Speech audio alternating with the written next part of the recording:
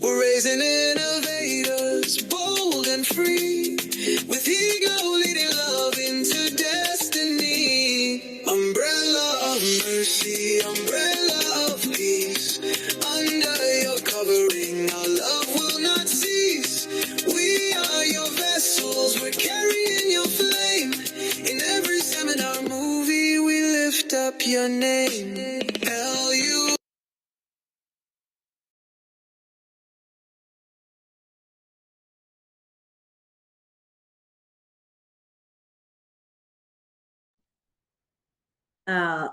Okay, thank you so much, media team. Okay, thank you. Presentation. So almost everyone now knows what Love Umbrella is all about. So the first order of business is I'm going to invite Mr. Kamate. He's going to be the he's going to give us the burden presentation. Mr. Kamate.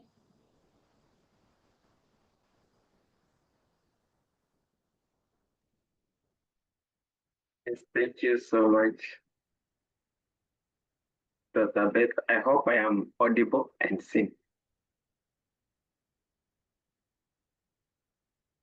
All right, thank you so much. Once again, good evening, social innovators. It is wonderful to be gathered here as social innovators, and it's a privilege as well to once again be here as the keynote speaker. My name's Gaius Kamate, and I've been part of LUN for a while now.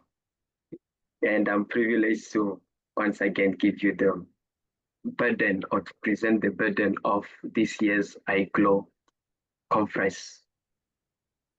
So the theme, as stated, is actually Arise and Shine.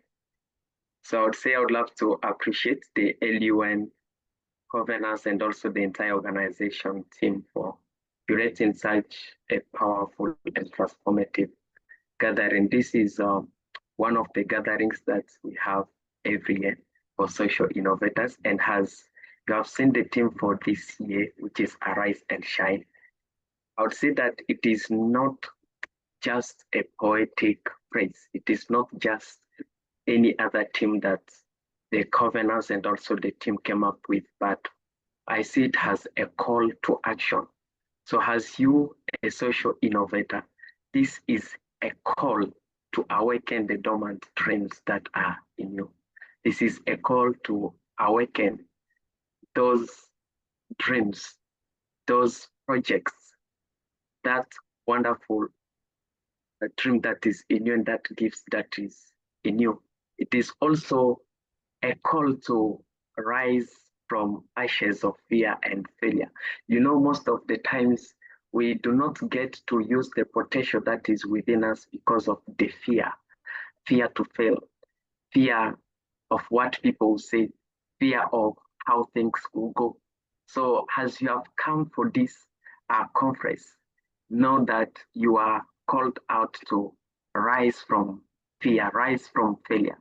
Do not be afraid, because you have been called to shine in every sphere of influence that you are in. And it's also a call to allow the light within us as social innovators to shine brighter in a world that desperately needs hope. The world needs hope. The world needs creativity and also love-driven innovation.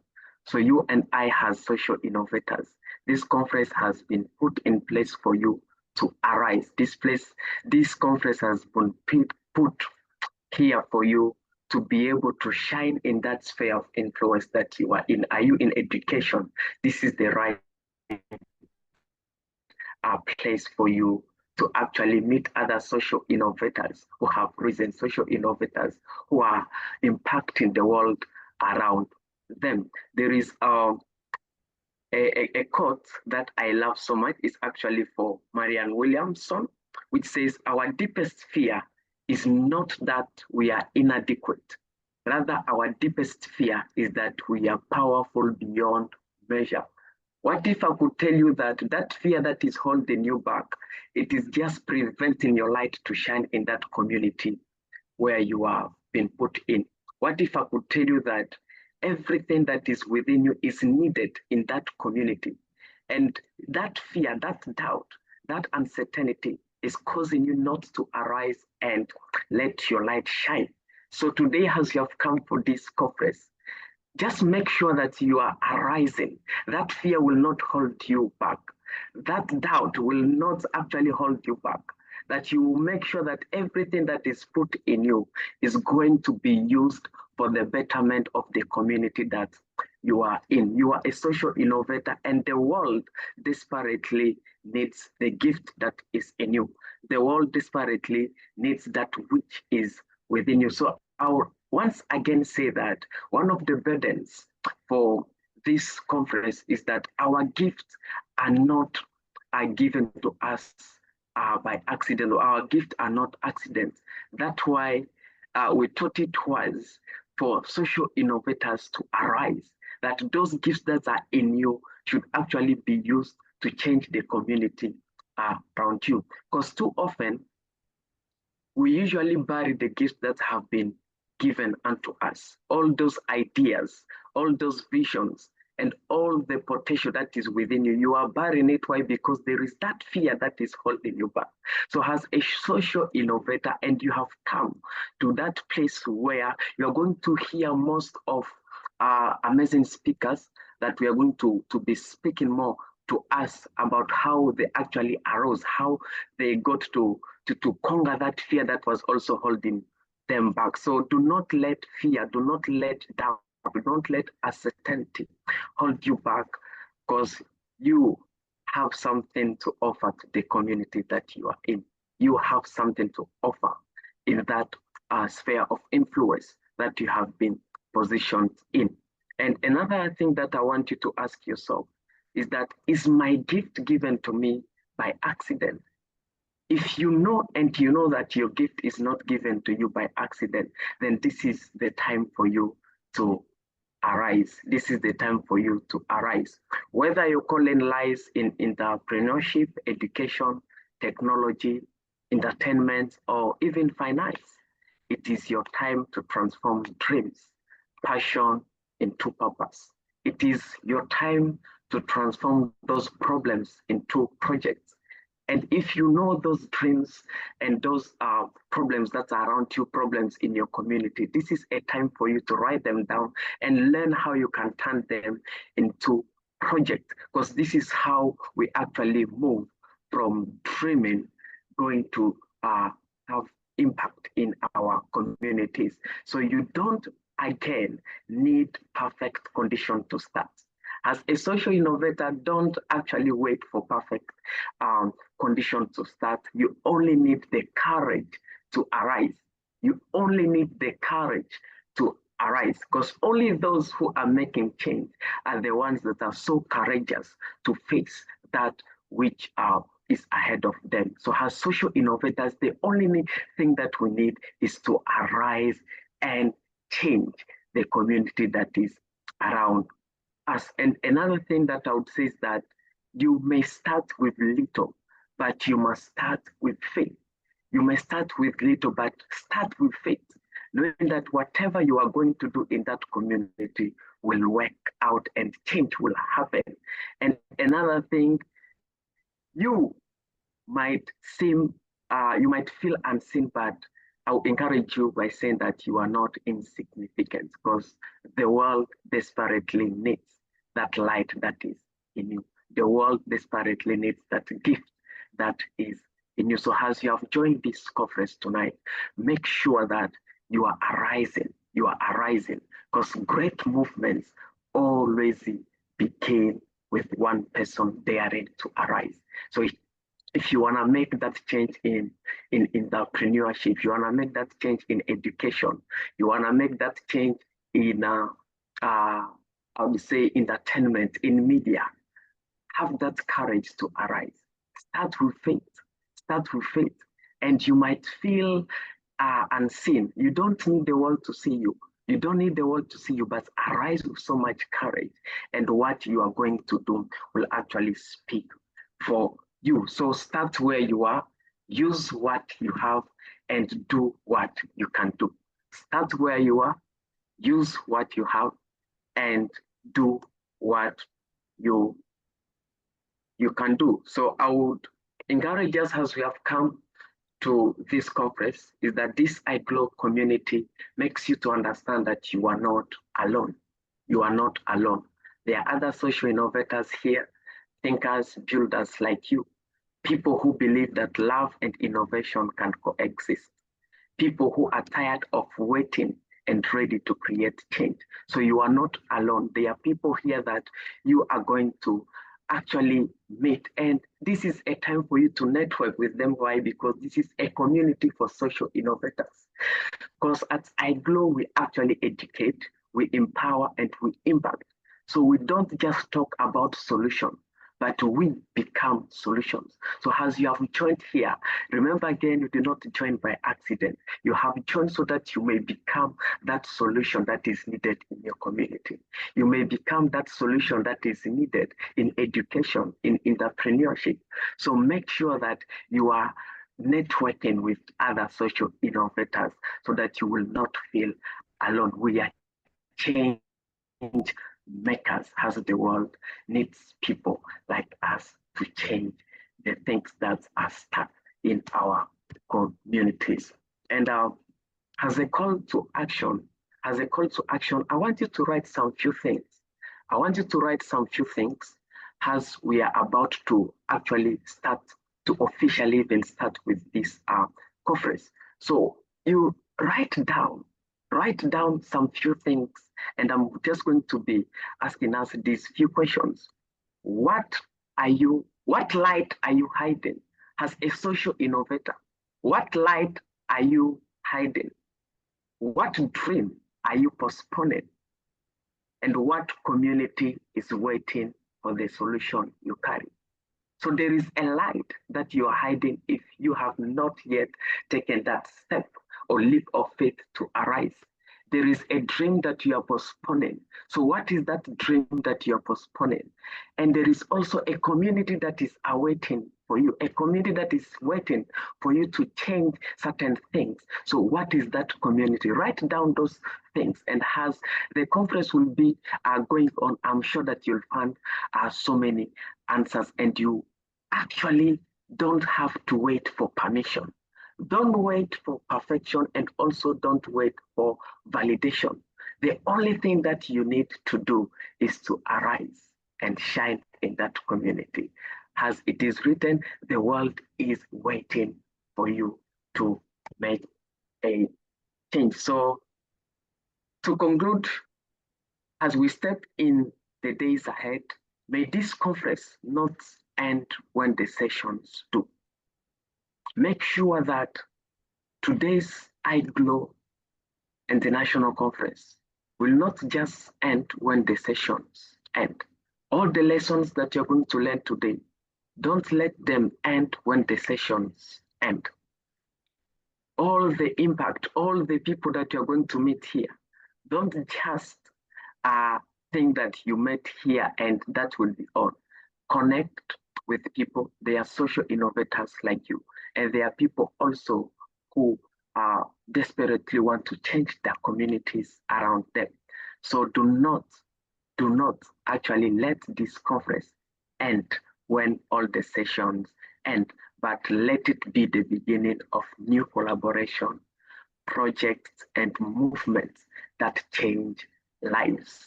You are here, and the world is awaiting for you. So let this be the moment when a generation of love-driven innovators stand and say, we will not sit back, we will arise and we will shine.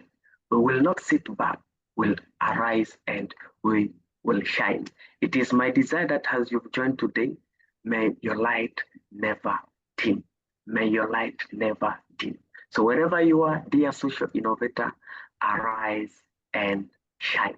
The world is awaiting for you. Thank you so much. I hope you enjoyed every single session of this event. Thank you so much.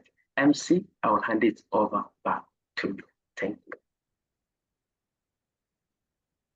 Amazing, amazing. Thank you so much, Mr. Kamate, for that burden presentation. I'm sure we are now ready because there was so much suspense, as he was talking about the things that we are supposed to expect, the things that we're going to take away. So I'm already in suspense. I can't wait. I can't wait to learn.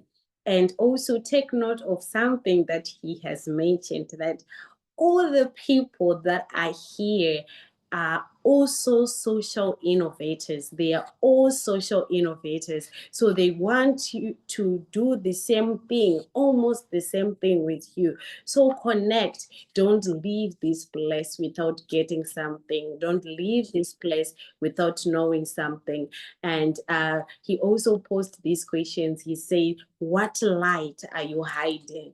If there was, let's pay attention. And what dream are you postponing? And what community is waiting for you? So those are questions that we're supposed to carry as we progress with this conference. And as you listen to the speakers, as you listen to those that are going to come and talk to us today, you will be able to figure out which path you should take. You'll be able to figure out which way you should go. And for those that are joining, welcome. You're welcome to this year's IGLOW conference of social innovators. My name is Tetteh once again, and I am your MC for tonight. And I'm going to remind you that kindly indicate on your name which area on influence are you in, or which area do you want to have projects in. Is it technology? Is it entertainment? Is it finance? If it is finance, just write Tetteh Finance. If it has something to do with social media influencing, just type Tetteh social media, indicate on your name so that we can connect. You can see those that are in the same place with you. You can see those that are in the same grounds with you. And when we leave this place, we will be able to pursue all that we are looking at all the things that we have our eyes on. And also remember, there is a link that you can see on the screen for the question and answer session that is going to come later on as the meeting is progressing. And also there is a raffle draw.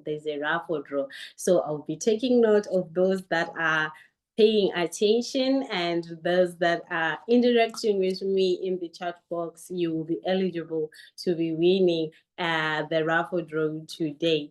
Okay, so let us now move over to the peak of our conference. We are now going to the peak. We are now ascending, to the main gist of our conference. We are going to go now to our speakers. We are now going to our speakers.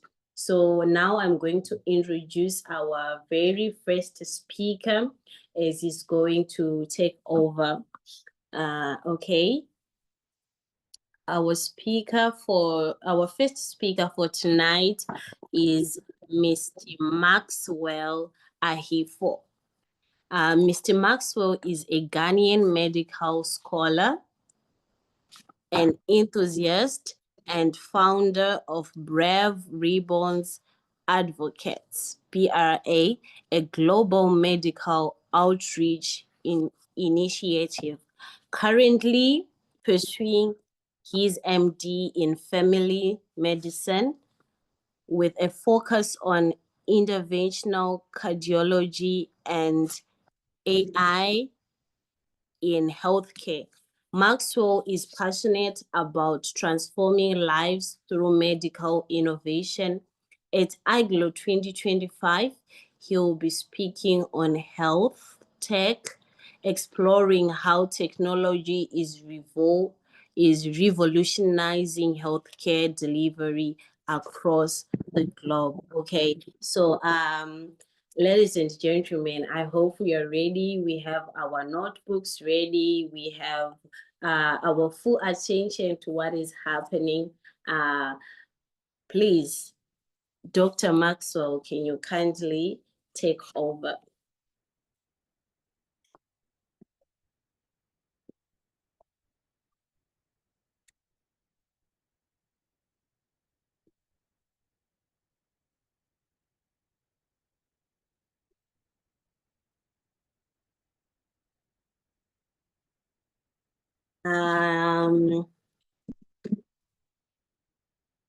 Yes. We welcome here. We welcome you. Let us welcome our first speaker. I think he is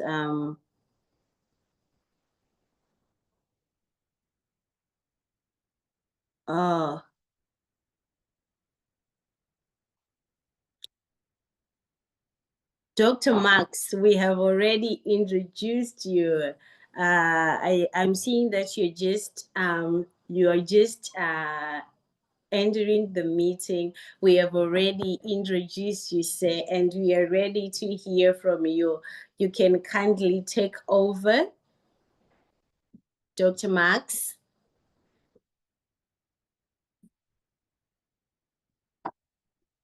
Dr. Max, you're welcome, sir.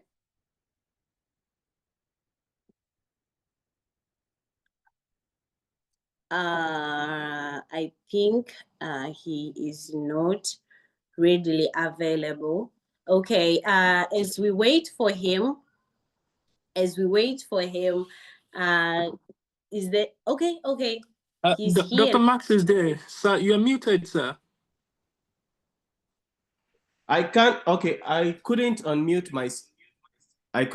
myself before. It says the host didn't allow, yeah, so I was trying to text in that. So sorry about that, sir. Oh, no worries. You're welcome. You are shining, sir. Okay, all right, so thank you. Am I audible and am I visible, please? Yes, you are visible and you are glowing. We thank God for grace. So I'm sorry for the delay. So I'm Maxwel Ahiafor. I think the introduction did justice to that, so I wouldn't go much into that. And thank you so much for having me today. It's been a long week, but we thank God that I'm here, and then we're all here to enjoy of the goodness of the Lord. Let me see if I can share my, okay. So I'm sharing my screen quickly. So you can see on my screen, I'm gonna try to be as fast as I can. So it's here that future leaders or leaders of tomorrow or versus leaders of tomorrow. When I was thinking about what to speak about today, I had so much to talk about. I had a lot of things to talk about. Then I saw the time and I was like, okay, Max, hey, repent, calm down. Yeah. So this thought came into my mind. It's been, I should say, it's been one of the things that had been a drive for me, because doing anything medicine is not easy. I'm not going to sit here and make it look all nice and all beautiful. It is beautiful when it's done, but then from its inception at the beginning, going through and then getting to the end, it's not always the easiest thing to do. But then these two questions, leaders, am I a future leader? Or am I a leader of tomorrow? Or am I a leader of the future? So so am I a tomorrow leader or am I a leader of tomorrow? These two questions, though they all seem like I'm just playing with grammar, I'm just playing with English and then semantics and all that, but they are two different concepts altogether. As Brother Kamate was speaking, he was talking about finding your place of influence, finding the like the audience or the beneficiaries of that influence you have. You have a gift, you have this zeal, you have all this, finding the right place to put them. One key factor in all this is understanding the right time of influence. Hence these questions. So as youth today, I don't believe anyone here on this call is under 18 years old. I don't want to believe that. Yeah, though the invitation didn't say you have to be 18 before joining, but I want to believe that everyone here today is at least 18 plus. Maybe it will be Dr. McAfee, who will be maybe under 18, we don't know. But then anyway, everyone here, I believe, is over 18 years. So when we're talking of leaders of tomorrow leaders, who are we talking about? And this was one of the reality checks I got from my younger sister, funny enough. We were discussing this quote, and then this is one of the quotes that I think changed my perspective on a lot of things. We were discussing this quote from Nelson Mandela, where he was talking about the youth of today. So you see that there are two time zones over there. The youth of today are the leaders of tomorrow. The youth, so we are still talking about finding a place of influence and how to be a social innovator and all that, but we need to understand these timelines carefully. Nelson Mandela was like, the youth of today are the leaders of tomorrow. This is Nelson Mandela. Let's look at another quote from another person who is not Nelson Mandela. So another quote is saying that learners of today are the leaders of tomorrow. Now, so we get that these two are different. These two statements, when we look at it on the face level, it looks like they are all talking about the same group of people. Here's what Nelson Mandela is saying. Sorry. Nelson Mandela is saying the youth. So Nelson Mandela is making a specific point, talking to a specific group of people at a specific time. Remember, this was either almost to the end of apartheid in South Africa or just almost immediately post-apartheid. So Nelson Mandela was speaking to the youth and he said, the youth of today are the leaders of tomorrow. Now, a little bit of context around this before we misconstrue it is that it was at a time where the people of South Africa, after a long period of apartheid, were not so much into the management of their own affairs. So the youth of today that Nelson Mandela was talking to at that time were the people who were hungry for change. The young people who were hungry. I don't know if we've all watched this old movie. I watched it when I was a kid. I think Serafina. It's called Serafina, talking about how the school children were defiant, and then it helped in breaking some cycles that led to the end of apartheid and all that. So he was talking to the people like that. They were hungry for change. They were hungry to effect change. So you could see that farmers were hungry to make sure that they did enough to feed their own people. Teachers who were South Africans at that time were hungry to impart knowledge to change the trend of the people of South Africa, or the blacks in South Africa, not having enough education to handle their own affairs. Everyone was doing something, and those people were all young people who were hungry, they were exuberant, filled with youthful exuberance to cause change. So Nelson Mandela here was talking to those people saying, the youth of today, the youth at that time when there was no AI competing for jobs with them, the youth of today, which was at that time where smartphones and computers and then this ChatGPT and stuff were not all over, are the leaders of tomorrow. And now this another speaker, sometime before, sometime past, also saying something similar. He said, learners of today are the leaders of tomorrow. Now, these two statements were true when they were talking about them. But as time has gone, as time has passed, one of these two statements has become a myth, more or less like some proverbs old people used to say before. Sorry to interrupt, Dr. Sir. Yes. I think you are sharing the wrong screen. We are just seeing the first page, which is the home screen of the PPT. Oh, sorry. Let me. Okay, so so can you see? Is it moving now? Yes, it is. Yes, sir. Okay, so okay. Oh, apologies for that. Thank you for reminding me. So yeah, this is what Nelson Mandela said: the youth of today are the leaders of tomorrow. And then this one with the tiger stripes, the leopard stripes with the leaders, and this thing is talking about the learners of today are the leaders of tomorrow. So of these two, which would be the myth? The myth here is that the youth of today are the leaders of tomorrow. Why? Because the youth of today are the leaders of today. You are not born today to come and be a leader of tomorrow, because tomorrow will never come. The leaders of tomorrow, walk with me, the leaders of tomorrow will be born tomorrow. Am I making sense to someone?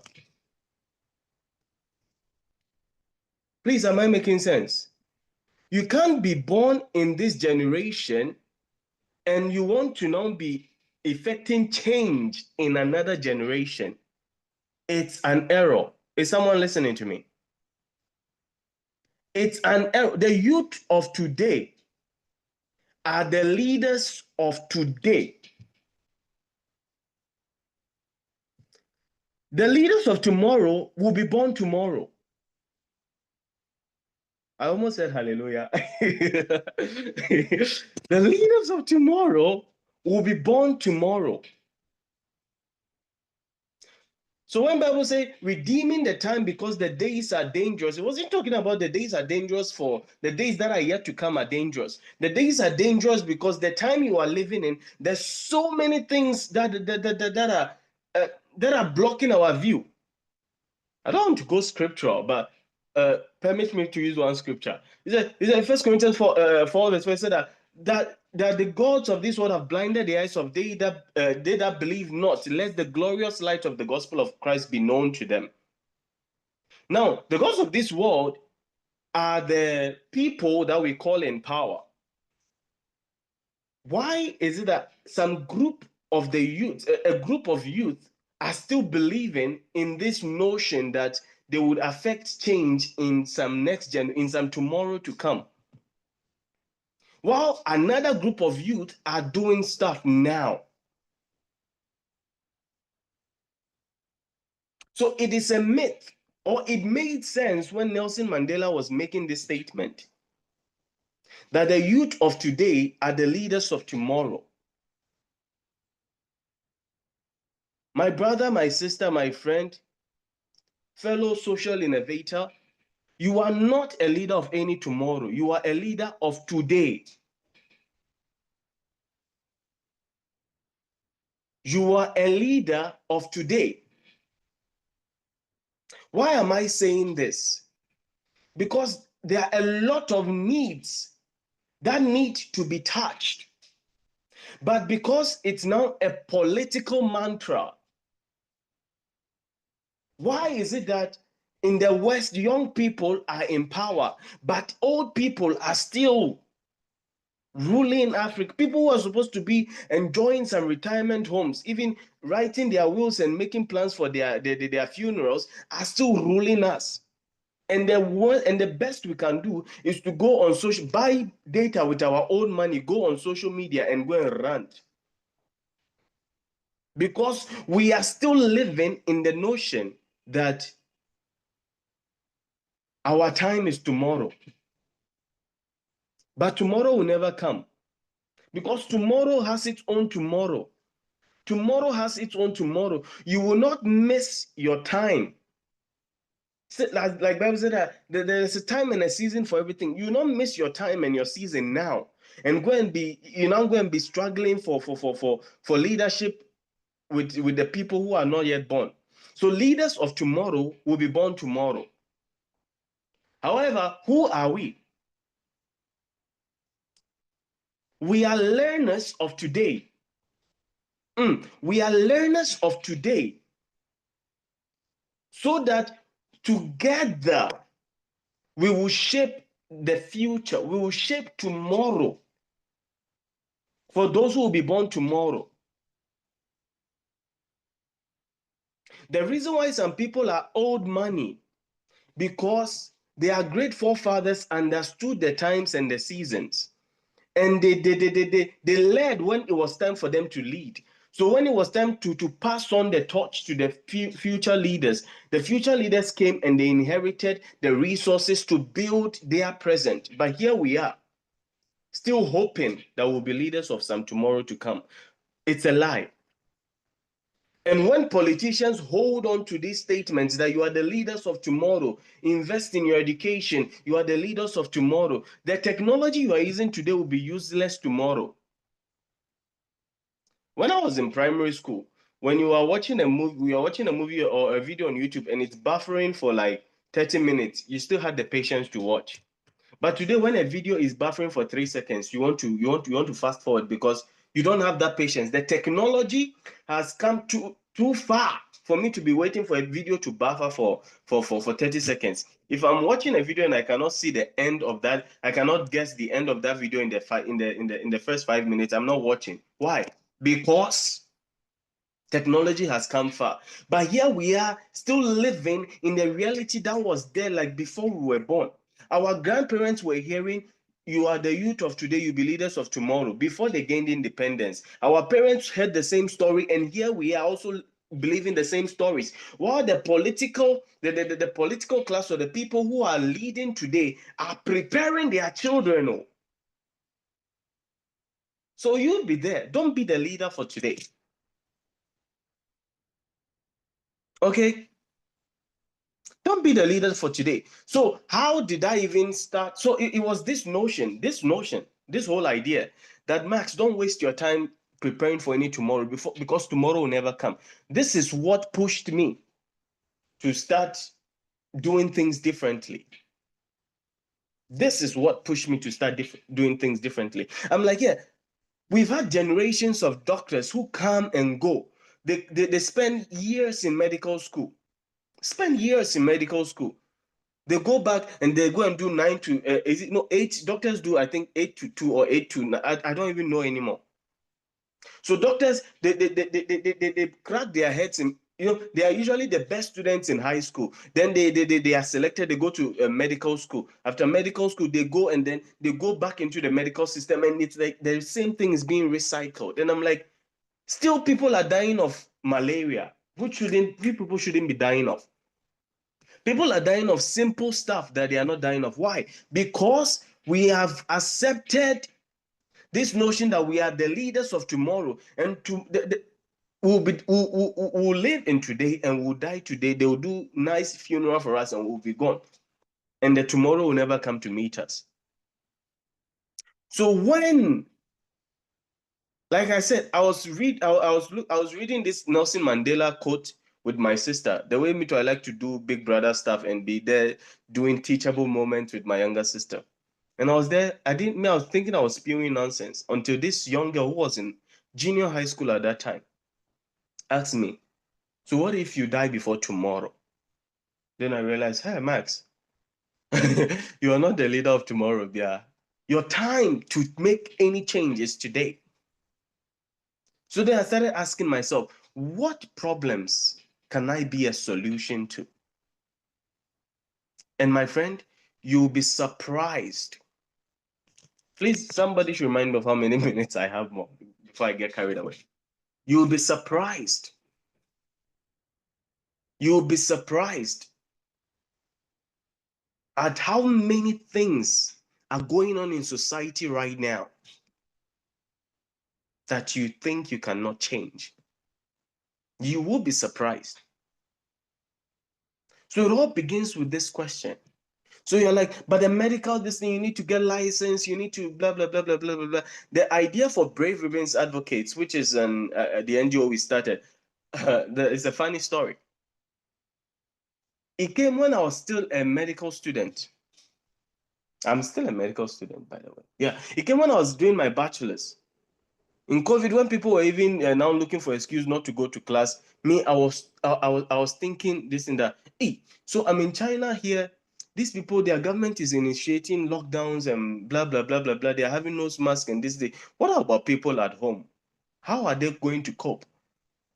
That they're even speculating online that Africa will be the hardest hit, blah, blah, blah, blah, blah. So is the only thing I'm going to do here in China here when nose masks are cheap and then I have free internet like that? Is the only thing I'm going to do is to be praying for Africa, that God please save Africa, God please save my family? No. It started with how can I help alleviate the burdens of my people back home? That is how we started. Because I took the initiative. And so instead of going to Facebook and be like, who was the president at that time? Even, yeah, President Akufo-Addo, you are not doing blah, blah, blah. You people are spending the money. You people are chopping the money. You've turned the government into family and friends affair, blah, blah, blah, blah, blah. I was like, no, let them do whatever they are doing. But I will brighten in the small corner that I am in. How can I help? So even with no money, Brave Ribbons Advocate wasn't started with money. I won't come and tell you any success story of how we started with just 10 RMB. We started with nothing. We started with a laptop and a Zoom link. That, do you want to know about COVID? Do you want to know about COVID? I can say that my nuclear family, we are about, I think, 5. Yeah. My extended family, we are plus the ones I know, because the extended family group I posted the link in, there are about, I think, about 50 people in there. Guess how many people attended the first meeting, the first Zoom meeting? My own family, less than 10. And of that, including me, 5 of my nuclear family was. There's an extended family big like that, only 5 people came. But that did not deter me, because I saw a problem that needed a solution. So then I was like, how about we start investing in giving people stuff, giving people produce, giving people stuff like that.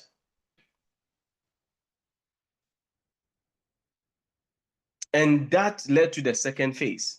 We wanted to start giving out nose masks, give out pads, and then all that. At that time, I had some small money. I had some little money over there. But then I went to my brother, my eldest brother, that, Charles, could you please, like, I have this idea. He was like, oh, wow, this is a very great idea. I don't know how your older brothers are, but they will support you until you ask them for money.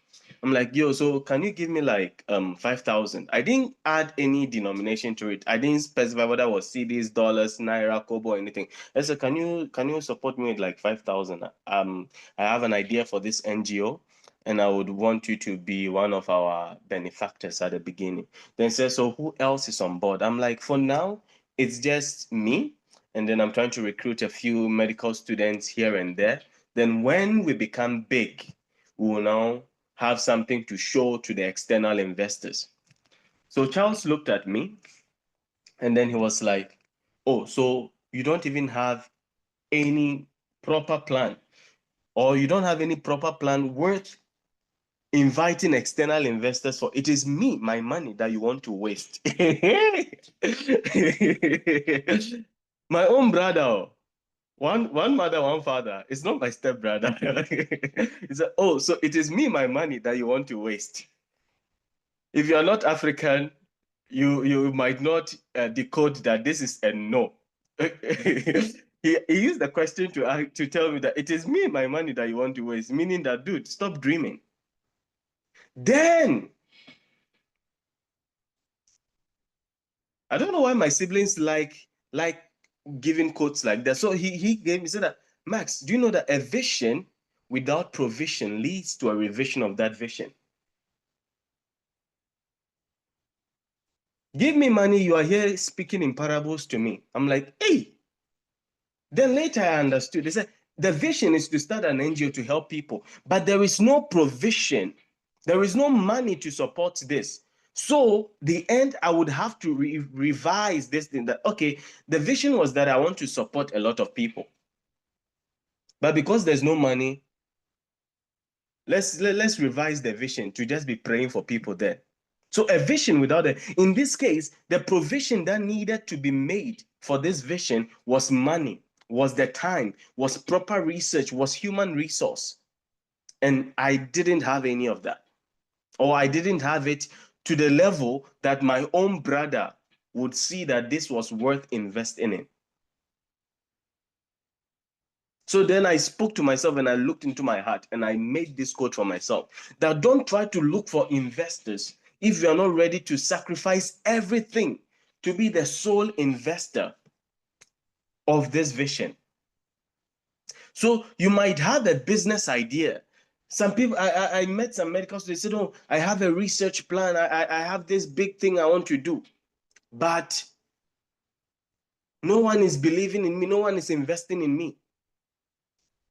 I'm saying this in a general sense because in the medical field, medicine is expensive. Medical tech is expensive.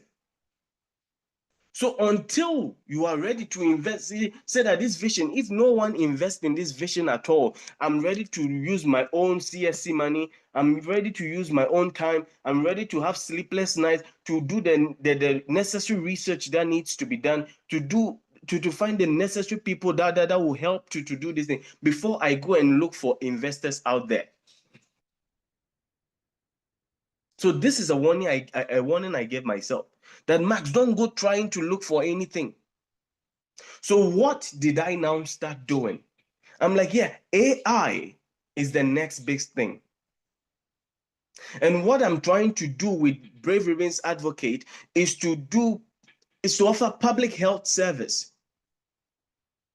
Now, normal statistics is outdated and people are still dying. How can we be fast in reaching the people out there? That is to study AI for myself. I'm not now going to beg someone who is an expert in AI to come and now say, oh, can you please come and help me? I have this idea. No. Internet is free, or internet is cheap in China. I was like, no, I can do the AI thing myself. So imagine a medical student learning coding. On top of that, I had wasted time learning economics already, but that also later I realized that was a blessing in disguise. I was learning coding, I was learning software engineering. So I was eating, but I was losing weight. Because, Charlie, coding is not easy. So I was learning all these things. Why? To better prepare myself for the today I want to see. Because I wanted to see a today. Because I wanted to see a today that people will not go to the hospital and then they will die of small hypertension because what, they didn't know that they had hypertension 10 years ago. I didn't want to live in a today when we are still in Africa and when someone just collapses and dies, the first thing that comes in mind was that it is some family member who has done witchcraft on him to kill him. People are dying of myocardial infarction more in Africa, and the innocent witches and wizards who are busily flying at night, minding their own business, are being accused. People are dying of cerebral hemorrhage. People are going to hospital just to have appendicitis. They have appendicitis to have their appendix removed. Appendix that I was removing in my third year of medical school. The person will go to a big hospital and will not make it from the operation table. Why? Because we are living in a today where Africa is still lagging behind in information. Africa is still lagging behind in wellness sensitization.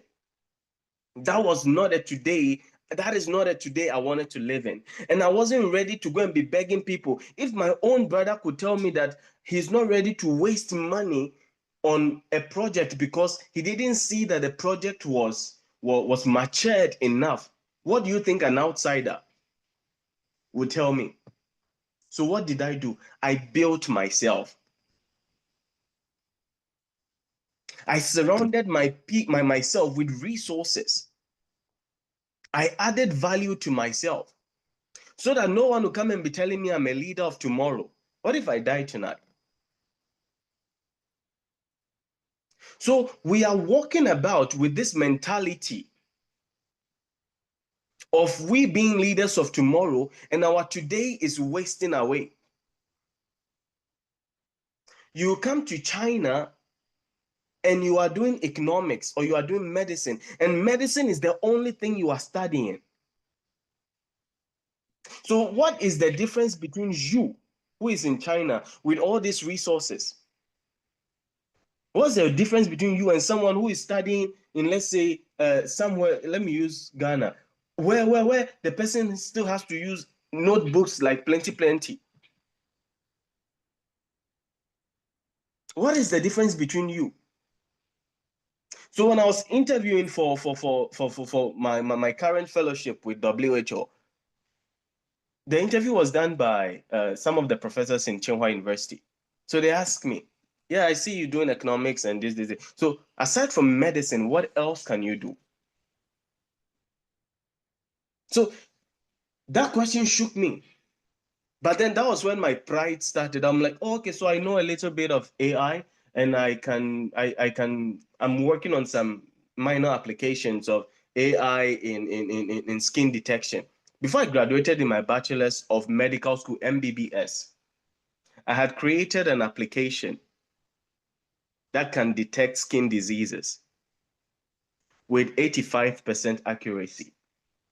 A medical student. I'm not here to brag. A medical student. Why? Because I understood the assignments that I'm a leader of today. Because people are in Africa who are under harsh weather conditions. And a lot of these cancers, a lot of these things that are killing people manifest as skin diseases. So when people are, so one of the earliest signs of syphilis is that you have skin lesions. One of the earliest signs of gonorrhea, skin. Even HIV, skin. When someone has liver problems, skin, because of the spider angioma being seen on skin, the skin reveals a lot of the things that are going on in us. Yet we don't have enough systems that are helping, that people can just access on their phones to be like, okay, let me take this and scan, and then at least I'll have an idea of what is going on. I wasn't ready for any of my family members to die of melanoma because they realized it late. No. So you are a leader of today. Your time to lead is not tomorrow. You are not a leader of tomorrow. Cancel that idea from your head. Okay. You are not a leader of tomorrow. Cancel that idea from your head. Cancel that idea from your head. We are leaders of today. What are you investing?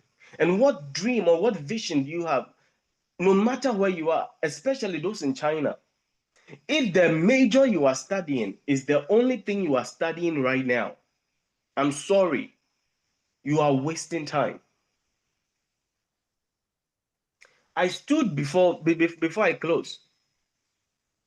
I stood before experts. I stood before a lot of people yesterday. People were presenting plenty ideas about AI, blah, blah, blah, blah, blah, blah. I got on stage, every sometimes I can be proud or my pride can kill me. I'm like, good afternoon, ladies and gentlemen. I'm not here to speculate about the application of AI in medicine in the future. No, because the future is here. We've already done it.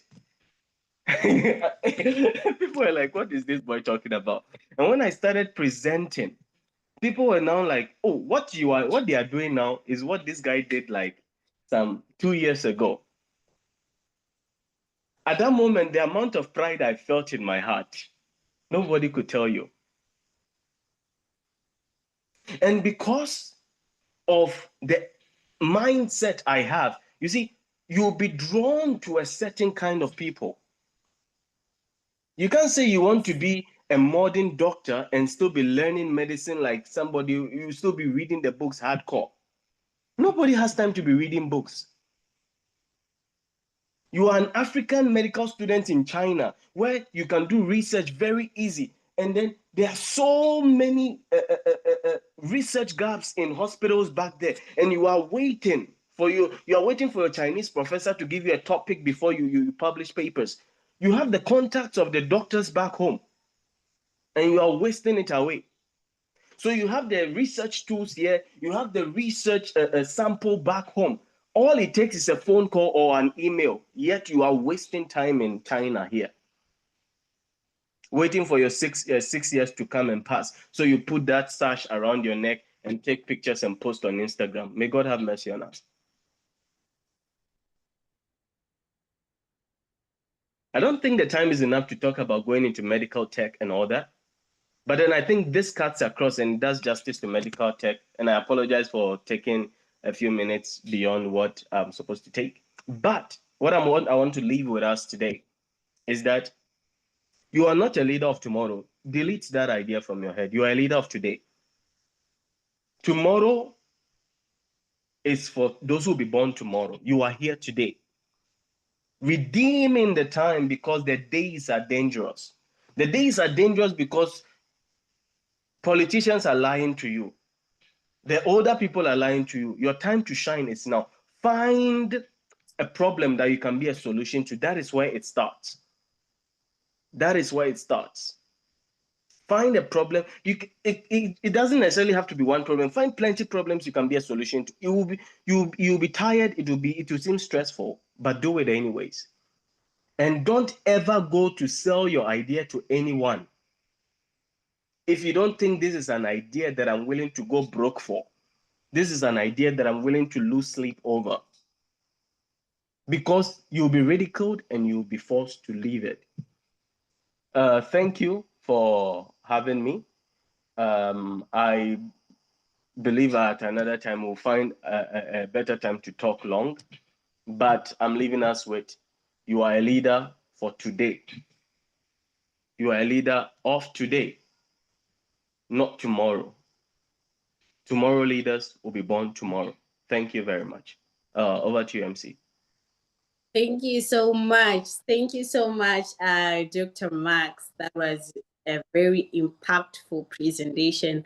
Let us show our appreciation for Dr. Max in the chat box.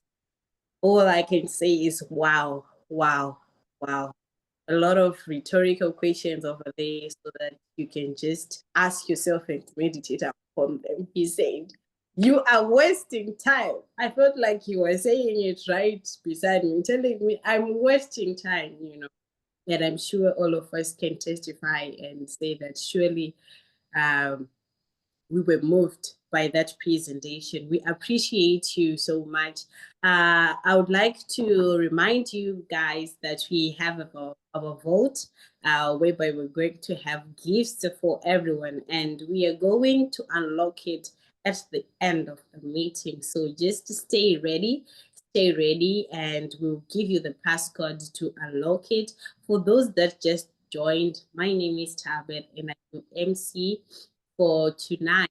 And I would also like to encourage you, tell us about what you do, which area are you working on, which projects do you want to work on, what are you doing now? Are you in education? Are you in medicine? Are you an engineer? Are you a social media influencer? Tell us, what are you doing? Let's connect, let's build a network. You mustn't leave this place without even a single network. Let's connect. Okay. And I would also like to encourage you to send your questions. You see how fire the presentations are. You see how amazing the presentation has been so far. This is just the beginning. We have 3 more bombshells of presentation coming. So take note that we're going to have a question and answer segment. I want you to follow the link that is in the chat box and please put your questions. And when you put your questions, let's have the mind of social innovators. Let's ask the questions that matter. Don't be asking, MC, are you single? No, no, no, no. Let's have the mind of social innovators. Let's bring those questions. Let us be able to build a network and let us connect together.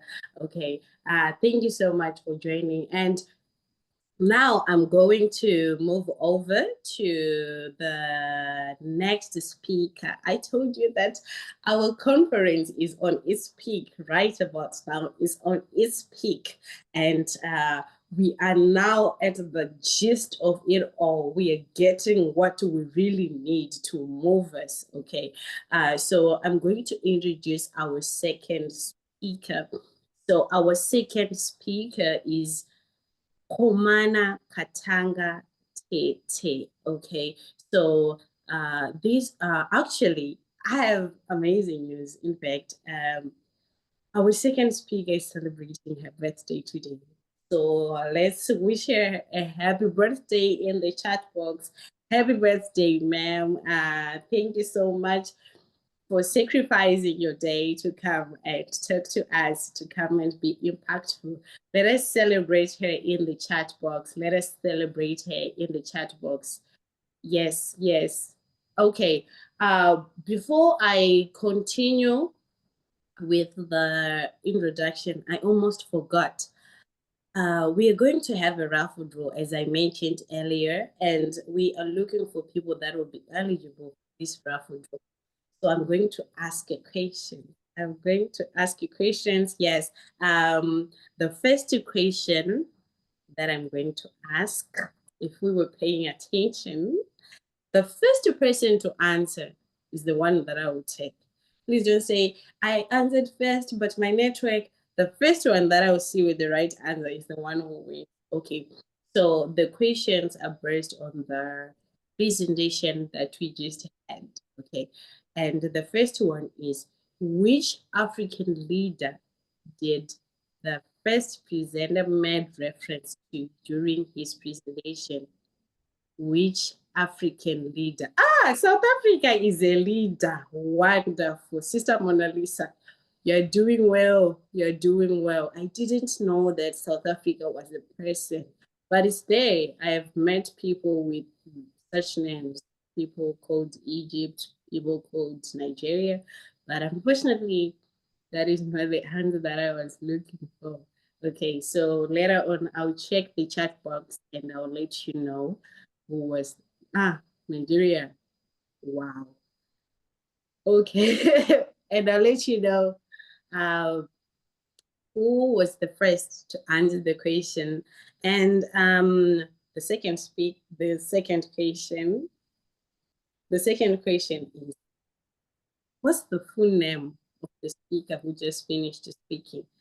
What's his full name? Is his name who? Type in the chat box and I will tell you later who has. Okay, so without wasting time, we're going to move over. Thank you so much for the participation. So back to our birthday lady. She is Komana Katanga Tetteh, a faithful content creator, wife, and PhD candidate passionate about purpose, creativity, and inspiring others. From fun recipes to powerful messages, her content shines across Instagram, YouTube, Facebook, and TikTok, aligning with global goals like zero hunger and quality education. At IGLOW 2025 today, she's going to be speaking on content creation, showing how to use your voice, values, creativity to make meaningful impact. You don't want to miss this. You don't want to miss this. Those people that they they are very passionate about content creation, or they feel they have the face for it, the voice for it, and the mind for it. Stay tuned and listen to this presentation. Is for you. Arise and shine. So, ma'am, we invite you to take over and take us through this session. Thank you.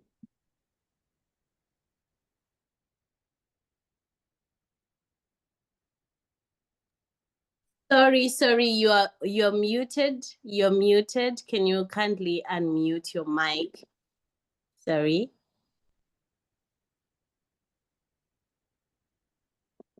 May the admins help us to unmute her. Can you unmute now? Yes. Yes, I can now unmute. I wasn't able to unmute because of the rules that the admins had.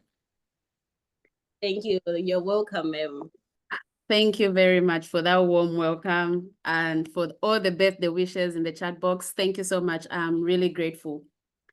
I'm really grateful, and I'd like to thank the organizers for this opportunity to be able, to share my experience, because when I saw the invitation, I was like, am I worthy of this? But God is good. God is good. We appreciate grace. So thank you to the organizers, and thank you to all of you for being here. I can see my mother has joined in. My mother is here. Mom, you're welcome. I think my sister is also here.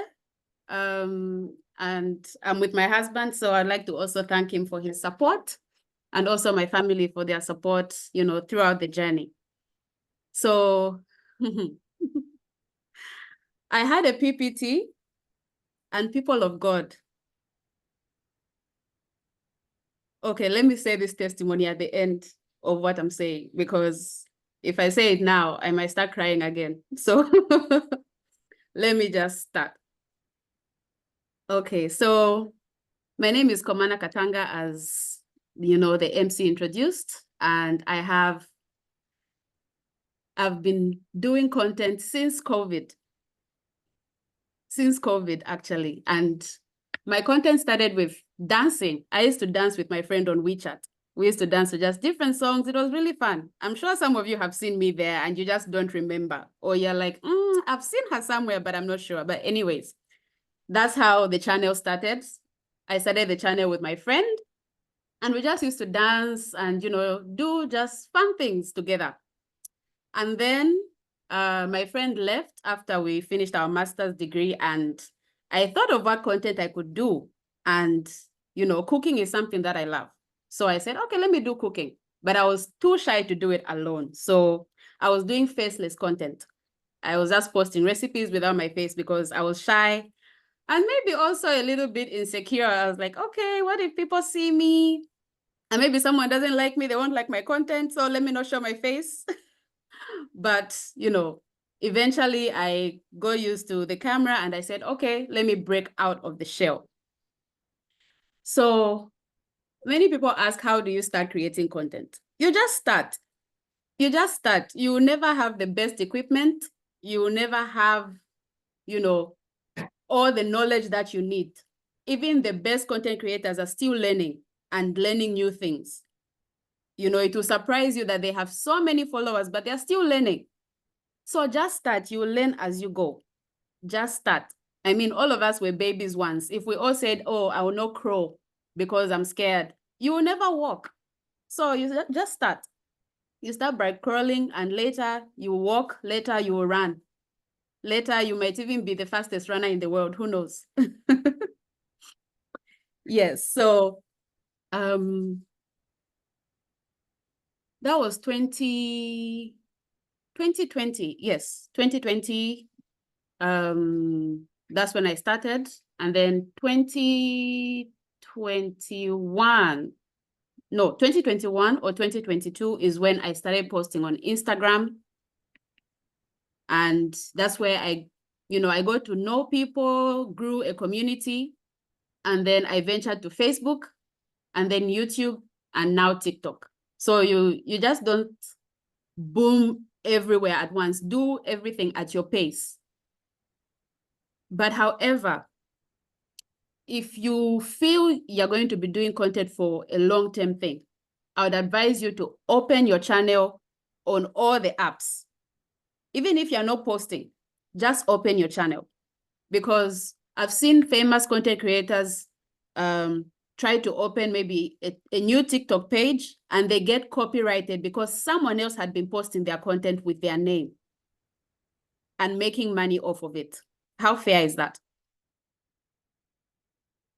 So I would advise you, even if you're not posting on those other platforms, have your presence there so that when you decide to start posting, it will be your content. No one can, claim that it's theirs. It's yours. It's yours. So I wish I could come here and tell you that content creation is easy. I wish I could tell you that, but I'll be lying. I will really be lying. It's really hard. So you have to make sure that it's something you're passionate about. Make sure you're doing something you're passionate about. For example, I love cooking.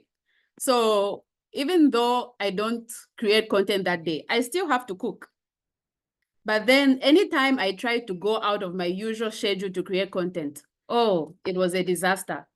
I once tried to do a video whilst I was doing my makeup. I tell you, I was looking like a ghost that day. I was looking like a ghost and I spent the whole day trying to do that makeup. It was horrible. I couldn't even edit the video to post. Like I couldn't even edit a video to say, look how I failed with my makeup. It was so bad. It was so bad. So know what you're good at and stick to it. As much as you want to branch out into things, it's not bad to try. Try once. I tried the makeup. It didn't work for me and I left it. So if you see me doing makeup, know that I went to do some lessons before I came and posted makeup on my content, So yes, you stick to what you know so that it doesn't feel like a chore, like you are being punished. Because for someone who doesn't like to cook, if they start to do cooking content, it will be miserable for them because, already the cooking is hard for them. And then taking videos and moving your tripod, your phone, your stand, it's hectic. For those who do content, you know how to get angles and all of that.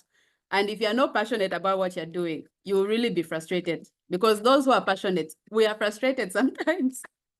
So imagine if you're not passionate about what you're doing. So sorry, I just need to plug my device. Okay. Yes, so for those who love eating, record yourself eating. Yes, people do, I don't know how to pronounce it. Is it mukbangs? I don't know how to pronounce it.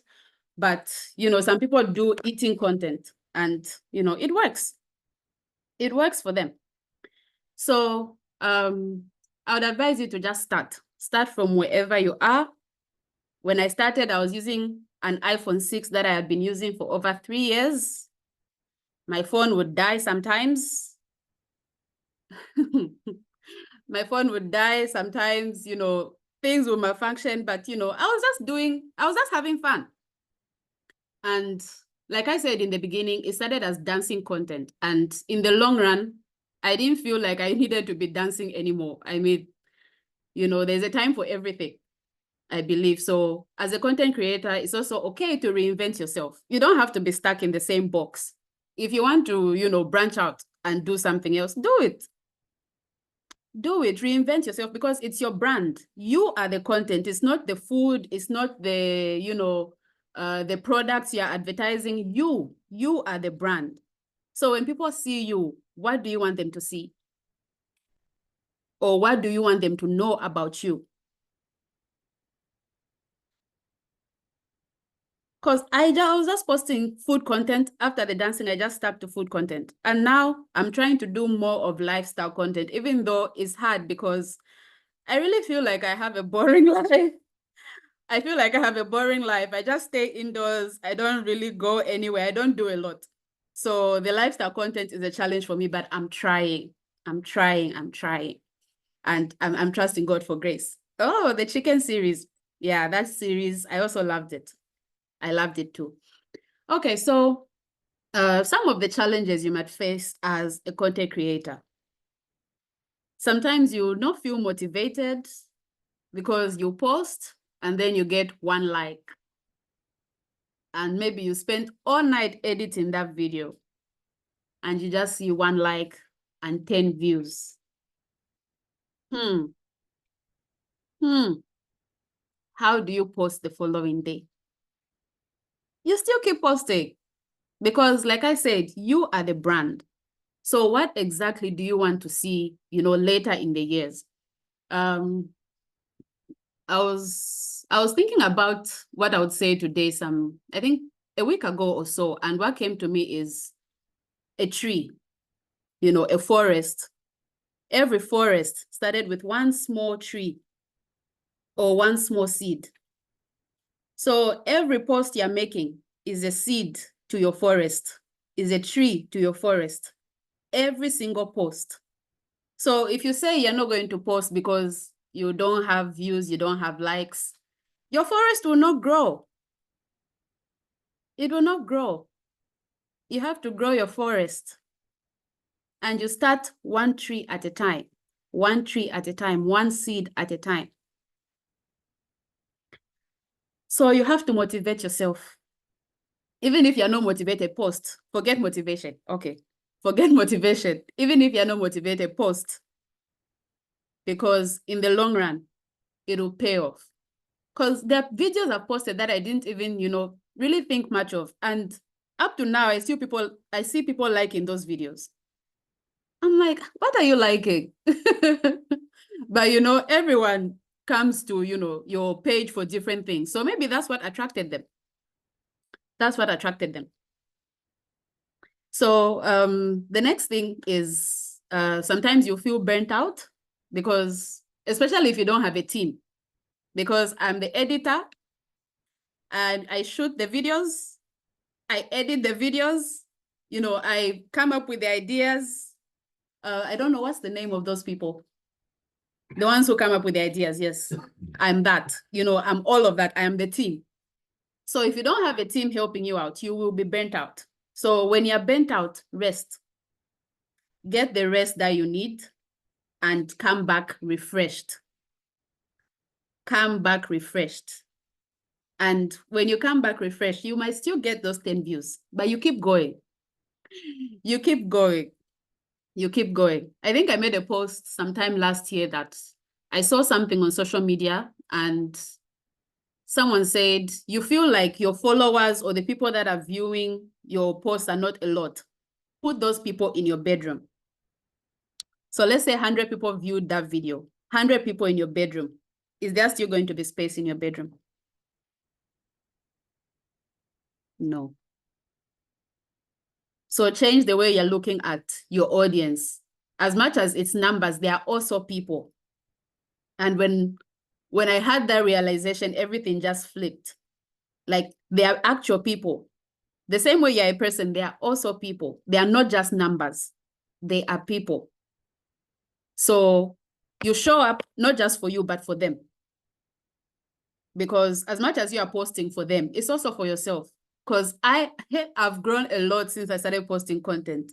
I have really grown. Many people who might have known me 5 years ago would think that I'm not a social person and all of that. But because of social media, people meet me now and they're like, you're so bubbly, you're all of this. I just laugh because I know, I know where I started from. I know what it was in the beginning, not in the beginning, but in the beginning.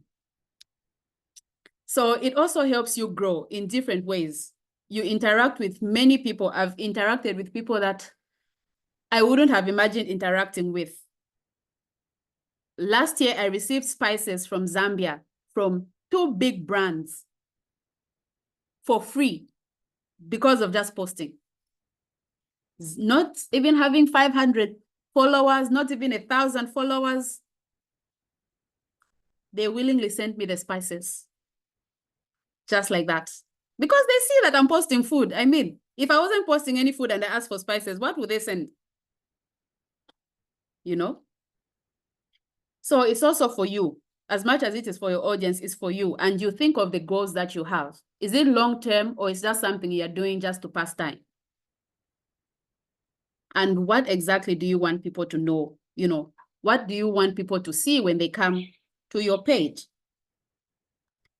So another problem you might face is, you know, creative block. You feel like you can't think, you can't do anything. Watch other content creators. I didn't say copy. Watch. You might get an idea, a motivation. You'll be like, oh, this person did this recipe like this. Let me switch it and do it this way. You know, don't copy, please. That's what ends up becoming imposter syndrome. Imposter syndrome, you feel like you're not good enough or you're not qualified. All of us battle this thing. Or maybe not so all of us, me. I've battled this thing before, feeling like I'm not good enough. Sometimes I post a video, I'm like, oh my goodness, what did I post? I feel like deleting it, but I'm like, okay, 2 people have already liked it. Let me just leave it. You know, you always feel like maybe it's not good enough. Maybe it's not good enough. It's good enough for where you are at that moment. It's good enough. It's good enough. At that moment, it's good enough. Trust in that, because I believe you've put in the work. You've made the efforts. It's good enough. You are good enough. You are qualified enough. I don't know if there's any school you go to be a content creator. I haven't heard of it if it's there. So all of us are just learning. We are all just learning and figuring things out as we go. Trust me, whatever you're doing is good enough. You're qualified. You can do it. You can do it. And also another struggle that content creators may face is financial instability. You people, do you know that ingredients are expensive? Ingredients are expensive. Not just ingredients for food content, but even content gear, microphones, lights, even your device that you're using, you want to upgrade later. You need money. You need money. But, you know, our God is a provider. You might not have everything at that moment, but with what you have, do what you can. Do what you can. Do what you can. And another problem you might face is also identity crisis. You might lose sight of your purpose or why you started, because you want to follow trends, you know, just so that the algorithm picks you. I was telling my fellowship yesterday during Bible study that I don't use secular music for my content. I use gospel music. And recently I've noticed that there's problems with copyright when you post with certain music. So I found someone to make me an instrumental that I can use for my videos. Because I don't want to use secular music, even though I know that if I use that music, I would trend. There are some songs that I'm seeing people's views just skyrocket everywhere. I'm like, wow, good for you guys. But no, I will not lose sight of my identity. So know why you started, know what you're doing. Know what you're doing. Like I mentioned, when I saw this, you know, when I was thinking of this topic, what came to me is plants and the forest and trees. So now if you want to have mangoes at the end, you know, after the tree matures and bears fruit, and you want it to be mangoes, why are you going to plant a lemon instead? What are you planting? What content are you planting towards your forest? Are you planting a mango and expecting it to grow into a watermelon? Or are you planting, you know, what example can I give? I don't know what example to give, but what are you planting towards what you're expecting? So know your identity. Don't lose sight of your purpose. Don't lose sight of your purpose. And, you know, don't forget God, because he's the one that sustains us. He's the one who keeps us. He's the one who helps us. The Bible says, if you lack wisdom, ask him, ask God. How can I do this? How can I make this better? Can you send me the right people to help me do this? Don't lose yourself. Don't let the algorithm, catch you, because people are losing their souls. People are not signing contracts anymore to say, I'm signing my soul. No. Just by simple things, you realize you are drifting away from God and to the other side. So don't get lost in the algorithm. Stay true to yourself. Stay true to your message. Stay true to God. Because at the end of it all, the goal is to go to heaven. This content will remain. Social media will remain. The goal is to make it to heaven. And we will all be there in Jesus' name. So, people of God, I don't know what else to say.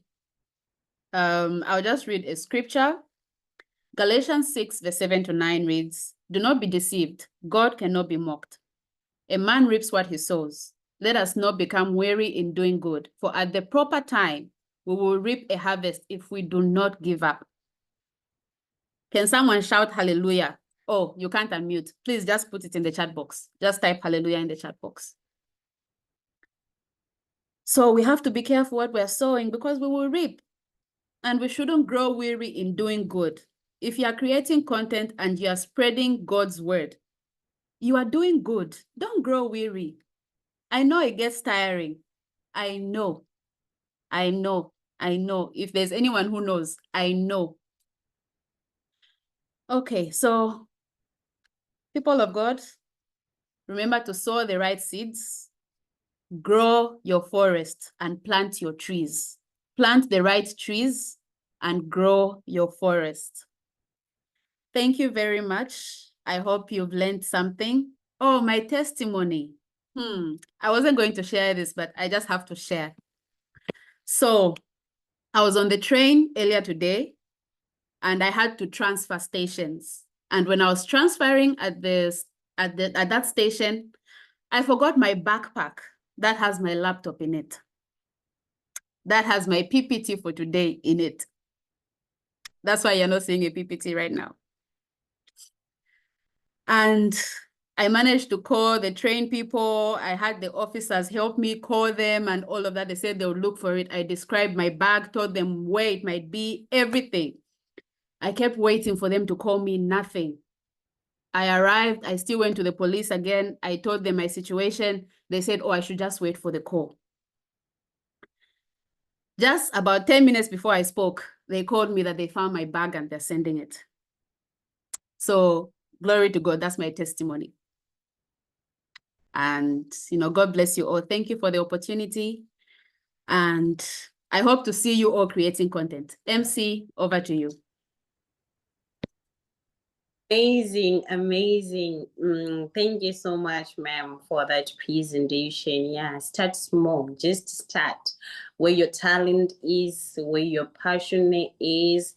Just start. And thank you so much for sharing that.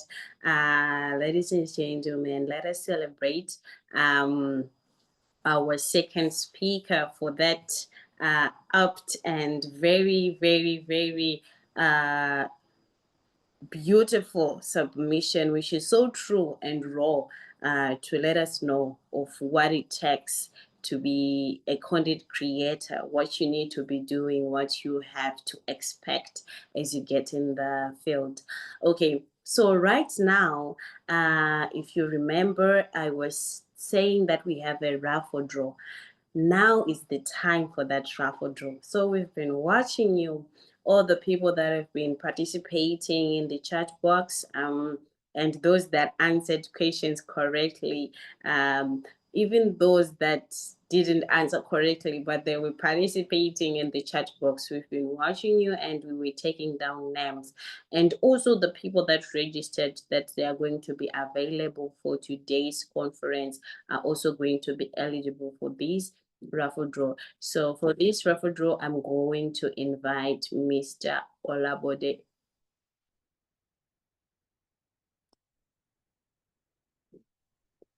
All right. Good afternoon, good morning, good evening from wherever you are connecting from. All right, my name is Olabode, and I will be taking you through the raffle draw section. I know we'll all be anticipating this session, so I hope we can all see my screen, please. We can see. All right. So we, like the MC said, MC Tabet, thank you so much, and thank you, Mrs. Komana, for that wonderful section. And glory to God, you were able to find your bag pack. We give glory to God. So these are the list of people that made the criteria of the raffle draw. So there are 3 criteria. The first is those people that are active in the chat section. We have their name here. Our team has been going through the chat box to check people that are responding. Then we have for the category of people that registered through a link. When the link was sent out, we have their names here as well.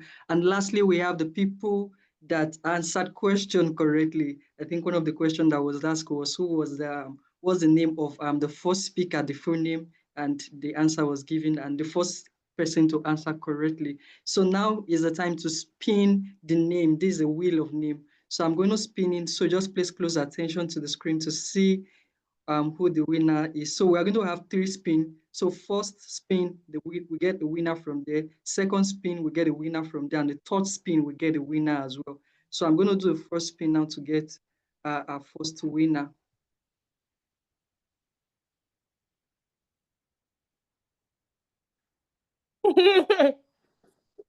Whoa! Yeah, we have our first winner, Sal Ashnafi. All right, I hope I was able to pronounce that name well. If I didn't, I'm so sorry. All right, so we have the first winner already. We are going to remove the person now from the list of the names that we enlisted before. So that name has been released. We are going to do the second spin.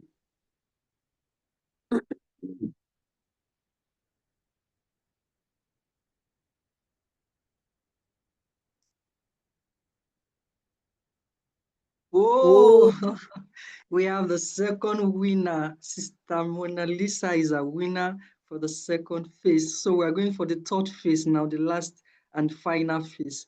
All right, so let's go for one more spin. All right.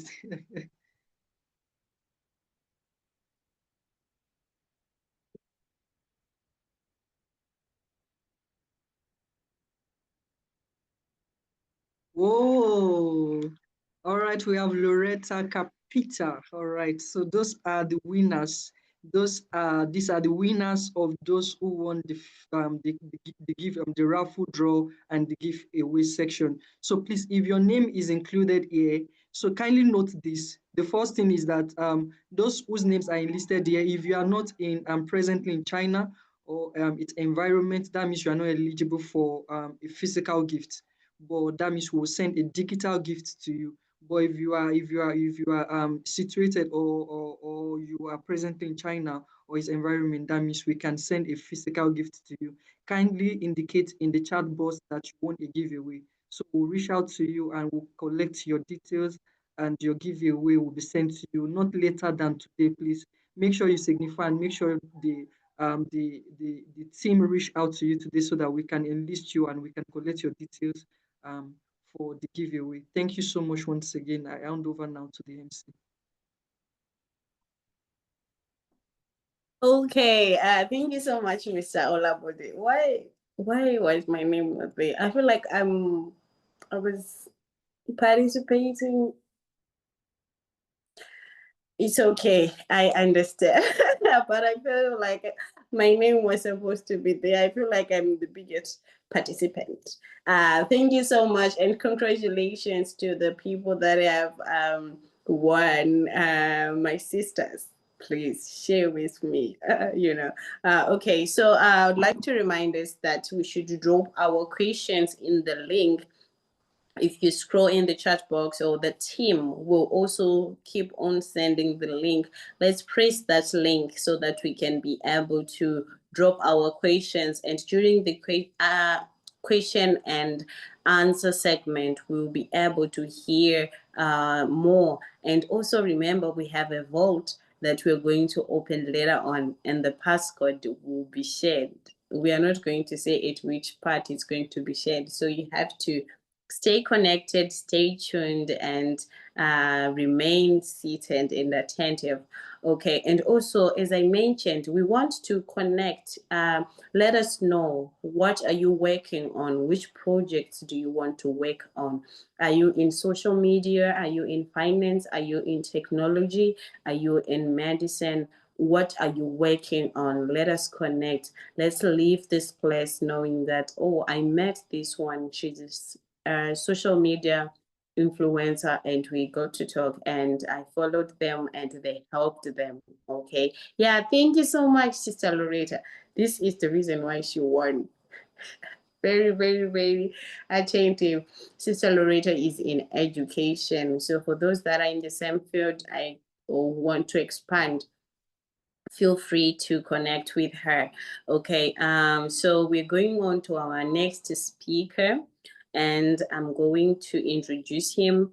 Our next speaker is Engineer Rice Kajila, a visionary entrepreneur, CEO of Wuhan OBTC Co. Limited, and a PhD candidate in new energy and materials at Wuhan University of Technology.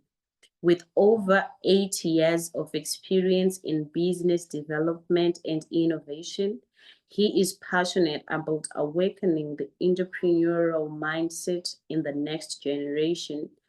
At IGLOW 2025 today, he will be speaking on entrepreneurship, sharing practical insights to help you start smart, lead boldly, and grow sustainably. Who is ready? Who is ready? Who is ready to get insights of how to start smart and how to lead boldly and how to grow sustainably? Okay, I'm ready, and I'm hoping you guys are ready too. Let us welcome our speaker in the chat box. Welcome, say, over to you, engineer. All right, thank you so much. Can you hear me properly? We can hear you loud and clear. All right, thank you so much for that introduction. And it's such a great honor to be back again here on IGLOW. Last year, I was also here on the IGLOW 2024, and I've had the privilege to be invited again on this very one for the year 2025. So I'm very excited to share with you some of the things that we do in our company. And as I said before I proceed, let me just appreciate the entire team. I can say it's amazing. And we have great participants group. I can see it so live in the chat box there. So thank you so much for all of you who also created the time to be here with us on this awesome day. So as I said again, I'm super excited to share with you, especially about how technology in the field of artificial intelligence, which is AI, can make or can help social enterprises to shine and also have more people. Because as a company, as OBTC company, we believe that, you know, as you empower more people, as you help the communities, then that's the only path to which you can make a better environment for, especially for small businesses, but also for major enterprises in general, because community building is a key player in the development of the economy worldwide. And for those who know me, I'm very big passionate about networking, about wealth creation and personal development. But in this conference, I'll be much more focusing on the use of AI, especially in our era, because we cannot separate ourselves from the use of AI in our time today. So as I said again, at our company, actually, we are using AI to teach, to connect, and also to empower communities. So I will just be talking about how we use all these technology, okay, to build successful, social enterprises. That means our own companies, but also helping other people. Okay, that's also how we are teaching other people on how they can use very interesting AI tools such as iMicropilot that I'll be talking about today, because we have been heavily invested into it. Now, to begin, I would like just to ask this question is why technology matters for social enterprises, right? Because we're talking about social innovation, we're talking about social innovators. Now, my question to you is, why do you think that tech or technology in general matters for social enterprises? Now, if you would like, you can type your answers in the chat so I can be able to come back and see what you provide as answers. But just to keep things up to speed, I would like to say that, social enterprises solve big problems. So if you see your company as just, oh, I'm just having this small business of mine, that's all. But in reality, you are solving big problems. Okay, why? Because with your company, you are helping people. With your company, you're helping people not only to grow their businesses, but you can also help them to learn things that they will otherwise never have learned. So technology makes this process faster and also much more easier. So with the use of AI, you can organize your ideas, you can find files quickly, and you can even create content, because the previous speaker, Ms. Katanga, was talking about herself as a content creator. So with AI, you can create content much faster. You can reach out to more people. You can do a lot of things in a short time, so that your computer helps you to do these things while you focus on helping the people that you want to help, which is the community, without wasting so much time. The first speaker was talking about, the leaders of tomorrow. That concept should be changed into the leaders of today. And the leaders of today, it means you are part of the community, but you need to play a key role that leaves a lasting impact through the generation. Okay. Now, talking about AI, as I said again, I'll be sharing with you the case studies of our own companies, what we are using. And if you are interested, you can also ask me more. You can ask me more questions about that, and then we can develop more into that. Okay. Now, as I said again, technology helps us as a company, because we're a sourcing company, we're in the trading. So technology helps us to connect globally. Because today, without technology, you and I would not be here and having this conference online. So technology helps us to connect globally. So it is our work to see how far we can reach and how much big of a difference we can make in our short journey in the world, right? Now, moving on, I'd like to talk about our journey, because I believe if we only talk about the theories about what technology is doing, but we are unable to connect them to the realities of our businesses, then it's just empty words, right? And until you are able to show things that people can actually see that it's substance, right? It's real. Okay. Now, let me just take you into the journey of what we do and what we use as technology in our company to empower the community. Now, for the people who know me very much, I have a strong passion for the French-speaking community. That's why I created, a few years ago, I created a group called Frempreneurs, which is French speakers entrepreneurs. And me not being that much of a, I would say, camera person in terms of creating the teaching materials and blah, blah, blah. No, I prefer organizing and having people talking.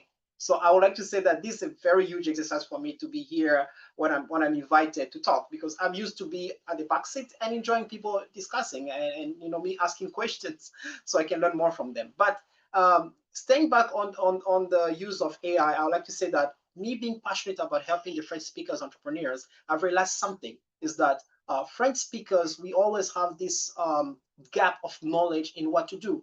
Most of the best books about marketing, about negotiation and all, I have plenty of them in my office here. They are all written in English.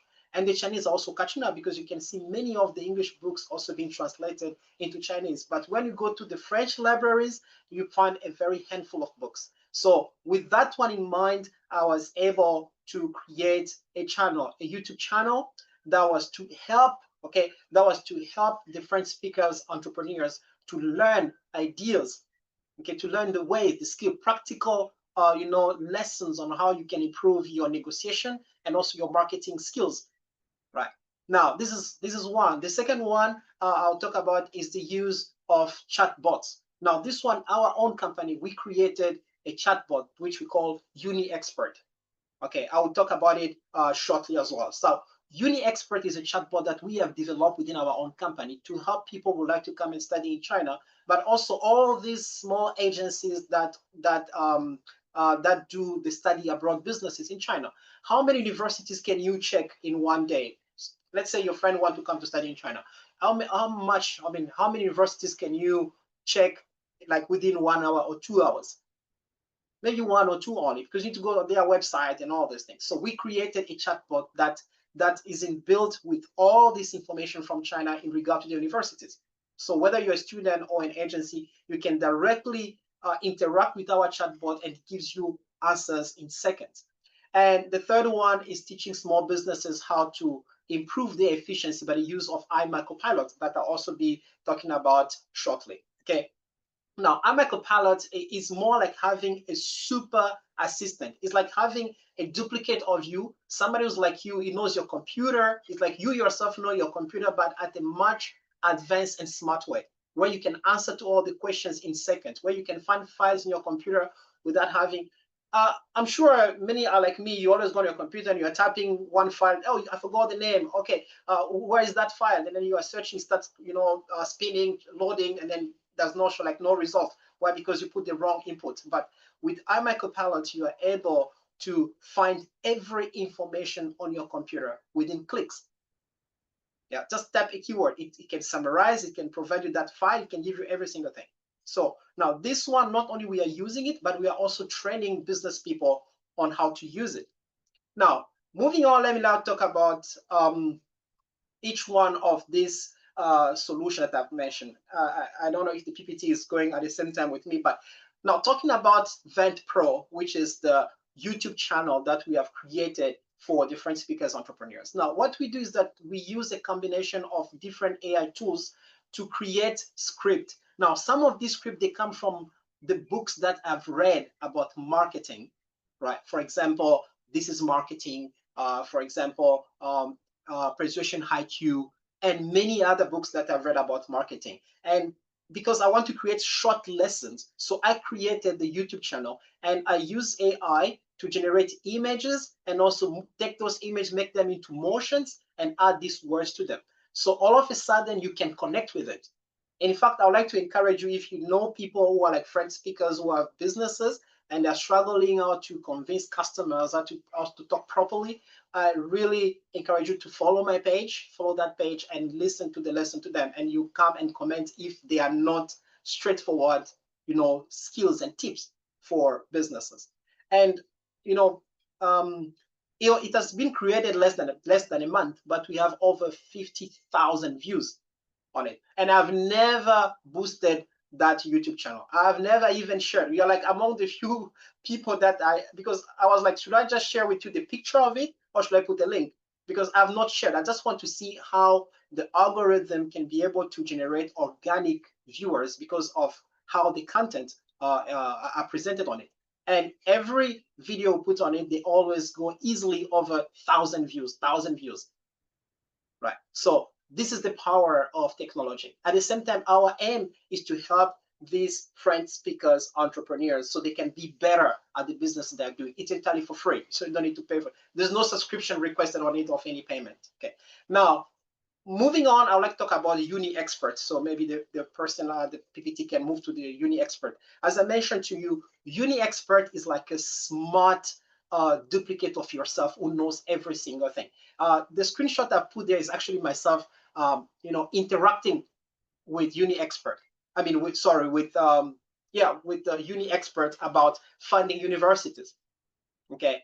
Now, what does Uni Expert do? As I mentioned earlier, is like helping these small agencies to find information faster. Why? Because, as I said, many people want to come to study in China. I receive a lot of demand myself about that one. I want to go to Hangzhou. I want to be in Wuhan. What are the best schools in Wuhan? And I tell, look, I do not have the time to answer to this. You just go on our chatbot that we have created, and then it will answer for you in seconds and provide you all full information. So if you're an agency that's looking for a quick way to find schools and stuff like that one, then I encourage you to subscribe to Uni Expert, and you can come and comment about it if it's not efficient. Now, the last one, but not the least, is the iMicropilot. Okay, I think I mixed a bit earlier. So now we're moving on to iMicropilot. As I mentioned, iMicropilot is you having a super smart assistant. next to you all the time. Yeah. Now, a company like ours that we are into the sourcing business, every single day I receive so many demands from customers. I'm looking for this machine, I'm looking for that machine, I'm looking for a tractor, I'm looking for a truck, I'm looking for a computer, I'm looking for phones in China, for clothes. But how can I have my brain constantly shifting into these industries?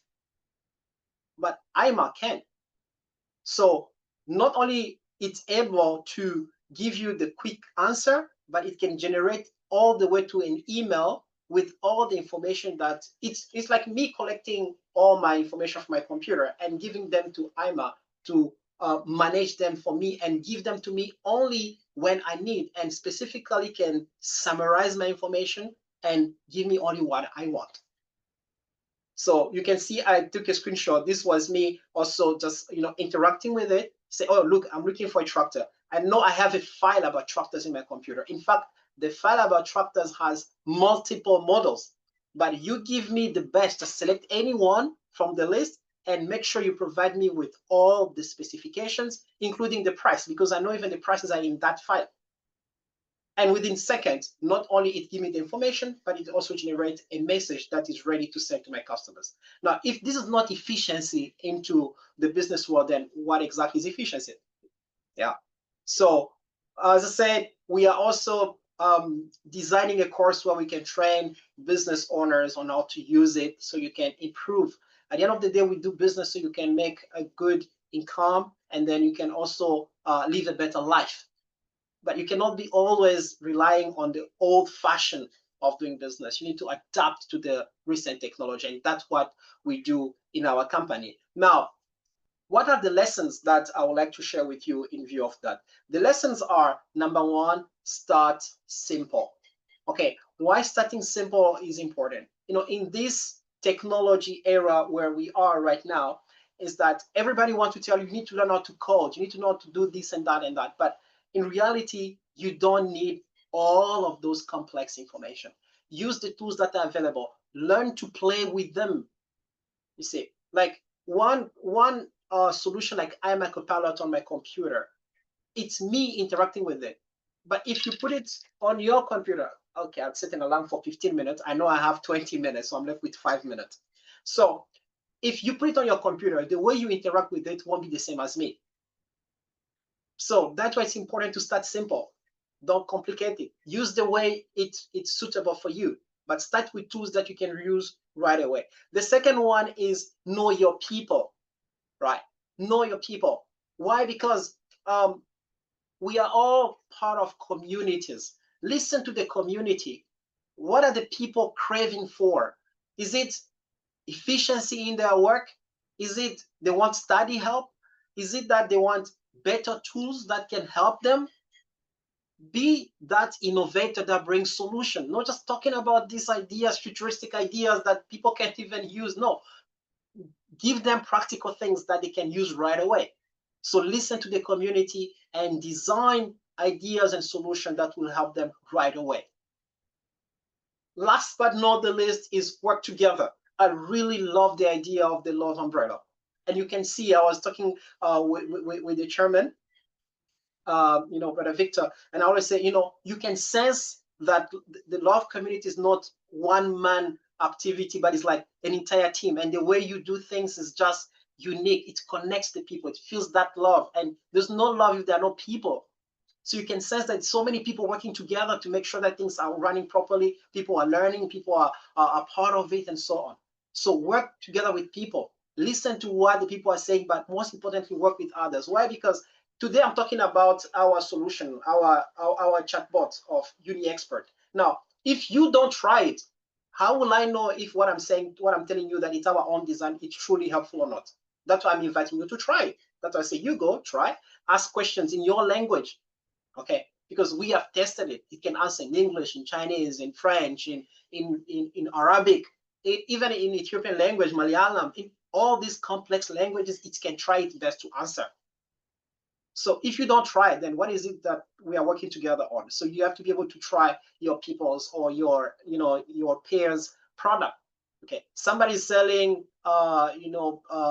makeups for the ladies. buy makeup from your friend. This is the only way you can prove that you are working together with them for their success, right? So you listen to their needs. Oh, they want customers. Can you help them find customers? They have good solution. Can you try their solutions? Our company, we use a lot of solutions that are designed by our partners. Okay, maybe next time I can talk about one of the very good cloud working space that we are using from one of our partners. It helps us to streamline the work. It makes it easier to generate proper and very professional quotations that we can send right away to customers into their emails. As soon as it's done made, we can send straight away to their emails without me having to check everything, because it designs everything automatically all the way to signature and stamp. Right. So these are the key lessons. Number one, start simple. Number two, know your people. I mean, listen to the community. And number three, work together with others. Don't be like a one-man island. No, it doesn't work like that. Okay. Listen to the community and work with others. Now, my final call to you, or my question to you, will be like, how can you use tech in your social enterprise? Because I do not know which business you are in, but my question to you is like, how can you use technology in it? If you're able to answer to this question, then you will find that there are plenty of tools out there that can help you. And if you don't know where to start from, I'm encouraging you to try maybe like I Am a Copilot, as I mentioned to you about it. Why? Because I'm promoting it everywhere. My brother's not even in China, also uses it. He was like, Rice, I'm working in a company that I need to generate so many reports and I need to retrieve them all the time. And I'm like, okay, how about you try Am? And then we have a couple calls. I can show you how to use it. And now he's like, you have no idea how you have helped me. I've become like an entire department. That's it. Okay. Learn how to use technology into your enterprise. Okay. And then whether you are a video, content creator, whether you are, a trading company like ours, learn to implement technology. It's like, if we implement technology, we will all learn to build businesses that truly change the world, because changing the world also means making your work much more efficient, providing better services that satisfy the customers. So once again, thank you so much to the IGLOW community, leadership for having me. I hope this very short presentation of mine, I've been able to give you some ideas about how you can properly think as a social innovator. So I truly appreciate that, and I'll wait for your question. Thank you very much. Amazing. Thank you so much, sir, Mr. Rice, for that presentation. We're learning a lot, and we are so honored to be part of the people that get to have this knowledge just because of attending. And ladies and gentlemen, let us show our appreciation to Mr. Rice in the chat box. Yes, thanking him for that presentation. And remember, if you have any questions that are connected to his presentation, feel free to bring them on, and you can send them to my direct message in the chat box, or you can follow the link. Okay, so now we are reaching the climax of the speakers panel, and this one is special now. I'm going to introduce our next and last speaker for tonight's conference. My pastor, my author. My pastor, my author. Okay, so our next speaker, are you ready? Are you ready? Are you ready? The last speaker for tonight, are you ready? Who do you think is me? It's a surprise. It's me. I'm going to speak with you today. You didn't know, right? No, it's not me. So I'm going to introduce the next speaker. Okay. Okay, I will just read from my side. Our next speaker is Victor Adewuyi, a social innovator, consultant, and coach passionate about designing systems for personal, family, and corporate transformation. Victor is, alongside his wife, leads Love Umbrella Network, Loon. Yes, he's the leader of Love Umbrella Network, a social enterprise aimed at raising love ambassadors and spreading love around the world. Together, they champion a global movement to raise 1 billion love ambassadors, strengthen families, and spread agape love through books, podcasts, and relationship conferences.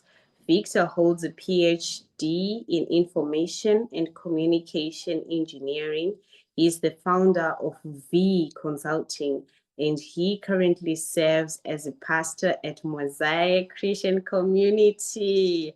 Okay, Victor and Joy are blessed with a son, Eden, and they together known as the V's family. Let us welcome our fourth speaker, ladies and gentlemen, Mr. V, Pastor V. Pastor V, over to you, sir. All right. Thank you so much. Please, am I audible? Loud and clear. You're loud and clear. All right. I want to say a very big shout out to my big brothers and sisters that have spoken earlier. One of the disadvantages of being the last person to speak is that everything would have been said. Well, I think it makes the job easier. So I won't have to go over everything again. All right. So I'm just assuming that after all has been said, there are probably 2 or 3 categories of people here. All right. There's a category of people that are inspired. So you know what to do based on everything that you have heard today. And there are a category of people that is feeling overwhelmed and intimidated. I hope there's no such people here. All right. They don't know where to start. All right, what to do, and is feeling like everything is just turning on your own or turning upside down. All right. But what I have to tell everyone is that you have a unique problem that is attached to your name, right? There's a unique problem that is attached to the name of everyone. And one way or the other, God would have been communicating that thing to you. All right. If only you would patiently listen to everything that has been said, all right, and pay attention to the details of your life, you realize that things are not blurry. All right. You just need to focus and listen to the inner voice of God within you. So I will just mention some things here that stop people from innovating. All right. Big sister Komana, happy birthday once again. Coca treats. She has talked about idea block where people cannot think about fresh ideas. All right. So you have to know how you get ideas. So I will speak for myself.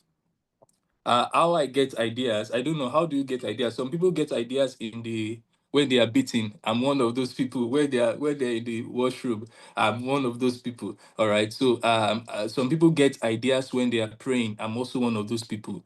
All right. Some people get ideas when they are reading the Bible. I'm also one of those people. I can spend 10 hours on one verse. All right. But you have to know how you get ideas. Then you have to know the people that they spark your ideas, right? So I began to realize this in, I think, 2013 or 2012.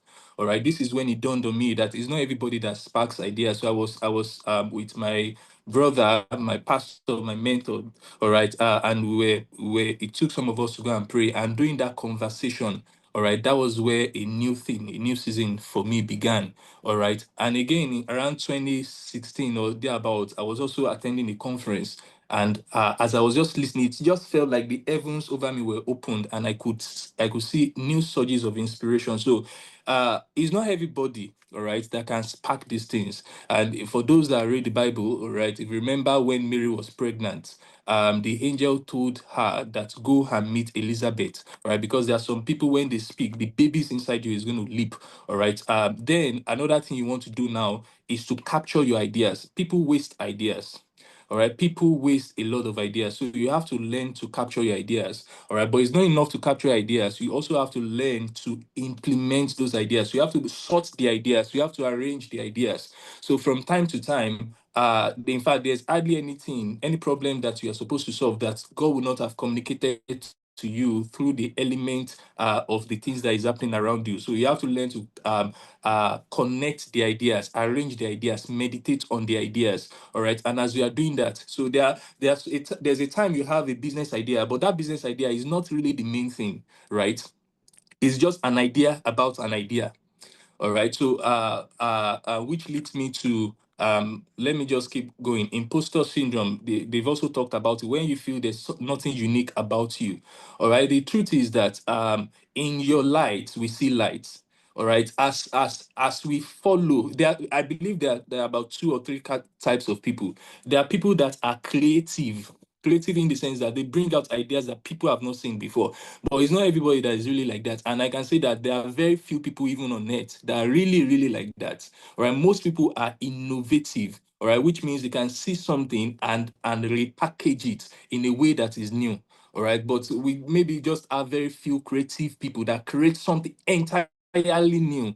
All right, in a lifetime. All right. So however, we can recreate things. For instance, the concept of the car is not created in that sense because they got the idea from animals, the way they move. All right, airplanes, all right, is not totally new because the idea was. So you can be innovative. You can check your environment, all right, and capture those ideas. So that means you have to have a open mind. But where I think a lot of people really have problem is in the process of capturing. All right, many people don't really have a logical way of capturing things, and when they capture it, they never go back to it again. All right, for those of us that read the Bible, what we know as the Bible today, especially the epistles, they were collection of letters.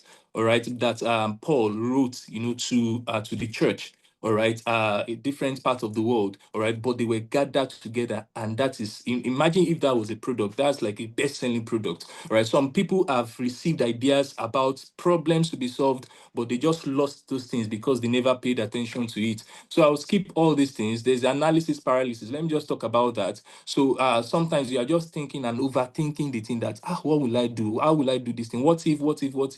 The truth is, there will always be reasons why something must not succeed. There's something that is called the lesson of the road. There are certain things that you can only learn it when you have started it. All right. If you don't start it, you are not going to learn it. All right. If you don't start it, people are not even going to support you. There are certain people that will only support you when they see you moving. If you are not moving, if you ask for their support, they are not going to do anything about it. All right. So there's the impact illusion, and there are times where you feel like you are making impact, but you are not really solving any problem, which is going to lead me to one of the things I'm going to talk about. All right. So I've talked briefly about the life cycle of an idea. It begins with the birth of an idea, but I would like to say that this is really not the beginning of the life cycle of the idea. The beginning of the life cycle of an idea, it begins with empathy. All right. It begins with compassion. It's when you are compassionate that you can really trust the ideas that you have. All right. So when you are compassionate about something, then you can have ideas about how to relieve the people of the problem. Any idea that is born without compassion for the people that have the idea is not totally a solution to their problem. All right. And that, I believe, is one of the differences between a social innovator and an ordinary innovator. All right, a social innovator is constantly thinking about how to use the elements available to solve the problems of people. That's the difference between a social entrepreneur and an ordinary entrepreneur. An ordinary entrepreneur can make money out of anything, right? They know how to sell, they can make money. But a social entrepreneur, beyond the money, all right, they are looking forward to solving problems. All right, so the birth of the idea, the validation of the idea, that's where you have processed it and tested it. Then the prototyping, and I believe a lot of people also have issues with this. When they have this idea, they want to start it big.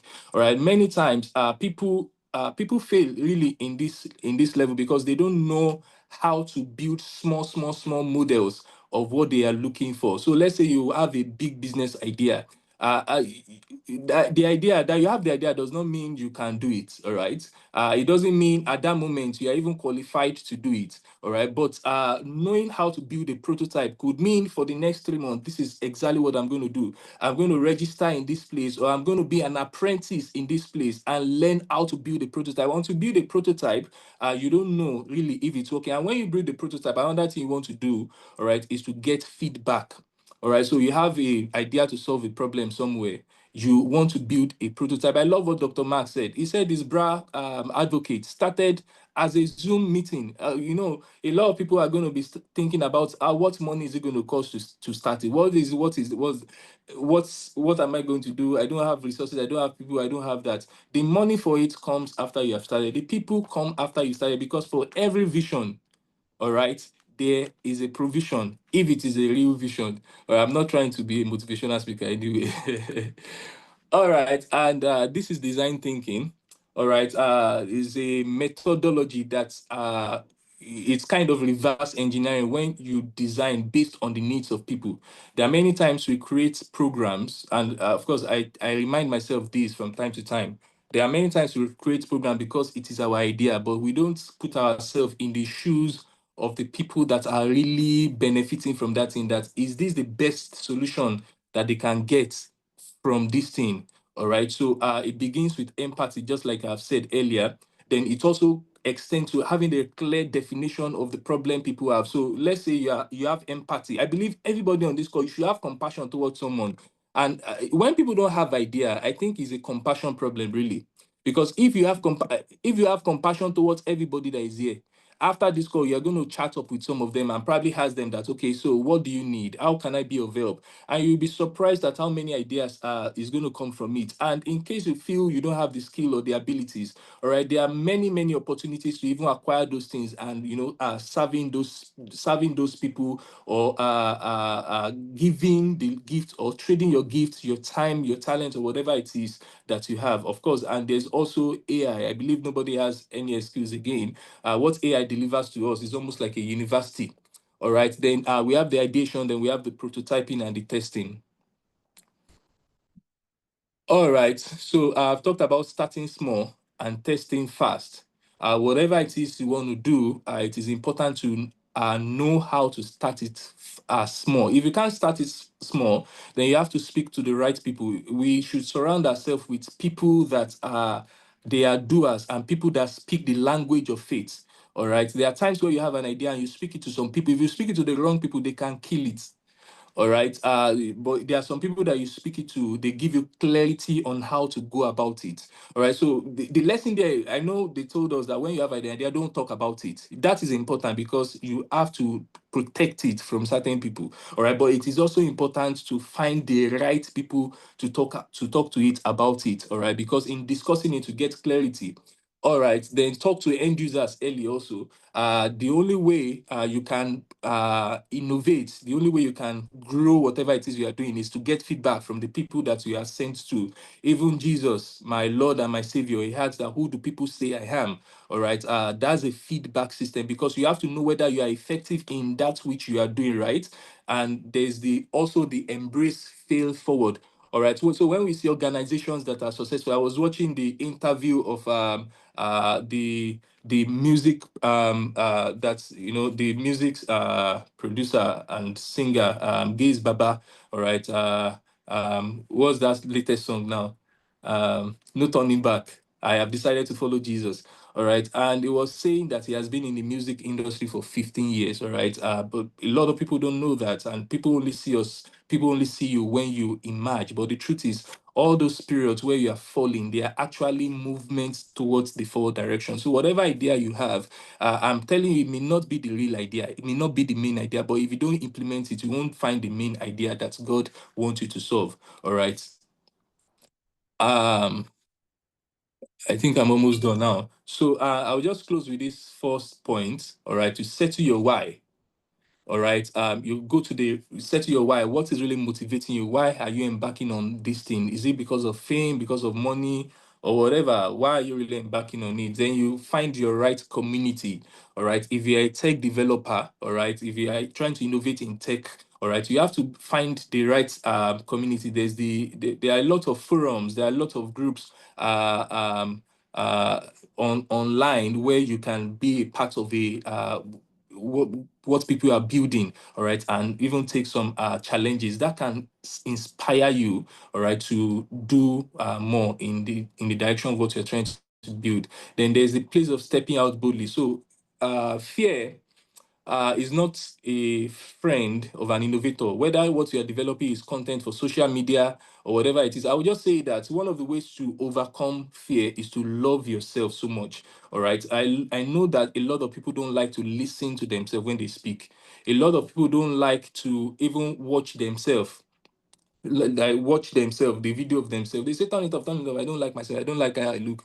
The truth is, if you don't like how you look, how do you expect people, all right, to to love it? Even if they love it, how do you expect to get feedback from them on what to improve? It is in loving yourself that you can love your product, and it is in loving your product and using your product that you can know what to improve and how to improve on it. One of the men of people that I admire around the world, he says that after every time he speaks, that he sit down to watch it again to know what is going to improve on. All right. So if you want to step out boldly, you have to first of all settle that part of self-love, to love yourself and to love what you do. All right. Beyond any other thing. And finally, getting feedback and iterating. So, ladies and gentlemen, I hope we have been able to get one or two things from this session. I would like to end on this point. Thank you, and hand over back to the MC. Madam MC, please, if you are there, over to you. Yeah, I'm here. Thank you so much, Pastor, for that powerful presentation. We really appreciate you, sir.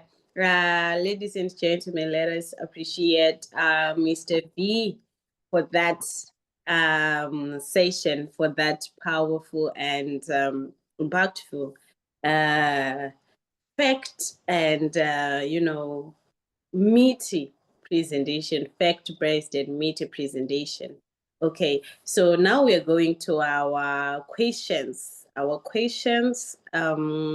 It's time for question and answer session. So I'd like to invite all of our speakers. Dr. Max, please stay close. Miss Komana, please stay close too. Engineer Rice, please stay close as well. And of course, Pastor V, please stay close so that we'll be able to help answering the questions. Okay. I will just go right into it. Maybe your question is to be answered. So also pay attention, guys, to the questions. Maybe you didn't know you want to ask that question, but someone asked it for you. So just pay attention so that you can hear the responses. So the first question that I have is, how can you overcome the fear of others' opinions and the shame of failure when trying to launch your ideas? That's the first question. And I'll direct this question to Pastor V. Okay. All right. Please, I'm audible, right? Yes, we can hear you loud and clear. All right. So you may want to find out what is the root of the fear. All right. Is it absence of competence that is causing it? All right. Or you are qualified for it. There's a kind of fear that people disqualify themselves from what they are qualified for. They know they are good enough for it, right? But they disqualify. So first of all, having known what kind of fear it is, all right, then you can now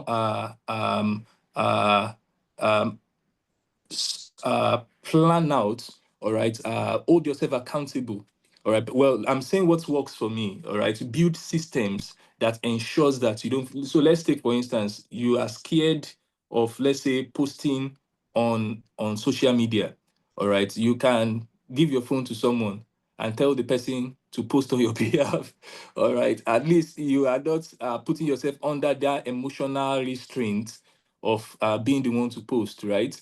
And yeah, so that would be my short answer on that. I don't know Okay, if other thank you. speakers have something to add. Yeah. Anyone who wants to add from our panelists? Anyone wants to add there? Okay, I guess no. Okay, thank you so much, Pastor V. Our next question is, how do you generate, manage, and maintain ideas and innovations as social innovators? How do you generate, manage, and maintain ideas and innovation as social innovators?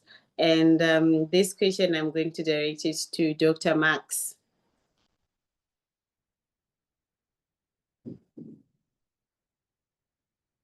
I can't. Okay, may the admin help us to unmute Dr. Max?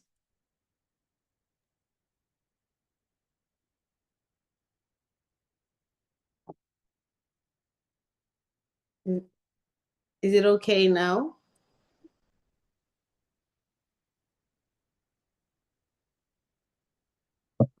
Hello? Can you hear me? Am I audible now? Am I audible now? Yeah. Okay. So the question is, how can you generate, maintain, and Edge ideas and innovations. Oh, okay. So it all, I think it's all based on the motivation for the idea. If it starts with a problem, I think the solution will be your motivation. Management will be based on the response or the feedback from the problem solving. And then to maintain it, it's also based on the feedback. So I think it all begins with a foundation. If any innovative idea begins with a solution to a problem, all these three are done easier. So, for instance, Dr. V mentioned that the plane wasn't anything new that started out of the air. It started to imitate the bird. The car was invented to provide a faster mode of transportation to the animal alternative. So generation came to people wanted to the generation of the car came as a result of people wanting to get to their destinations faster. And probably you had some animal rights activists over there who wanted to be more humane to animals and all that. So the problem gave birth to the, and then as time went on, people wanted to move faster. So the maintenance came. People wanted to be faster and safer. So you see, it comes like that. So it's all based on the idea. Find a valid problem that you can solve. Find a problem that is measurable. That is the key point.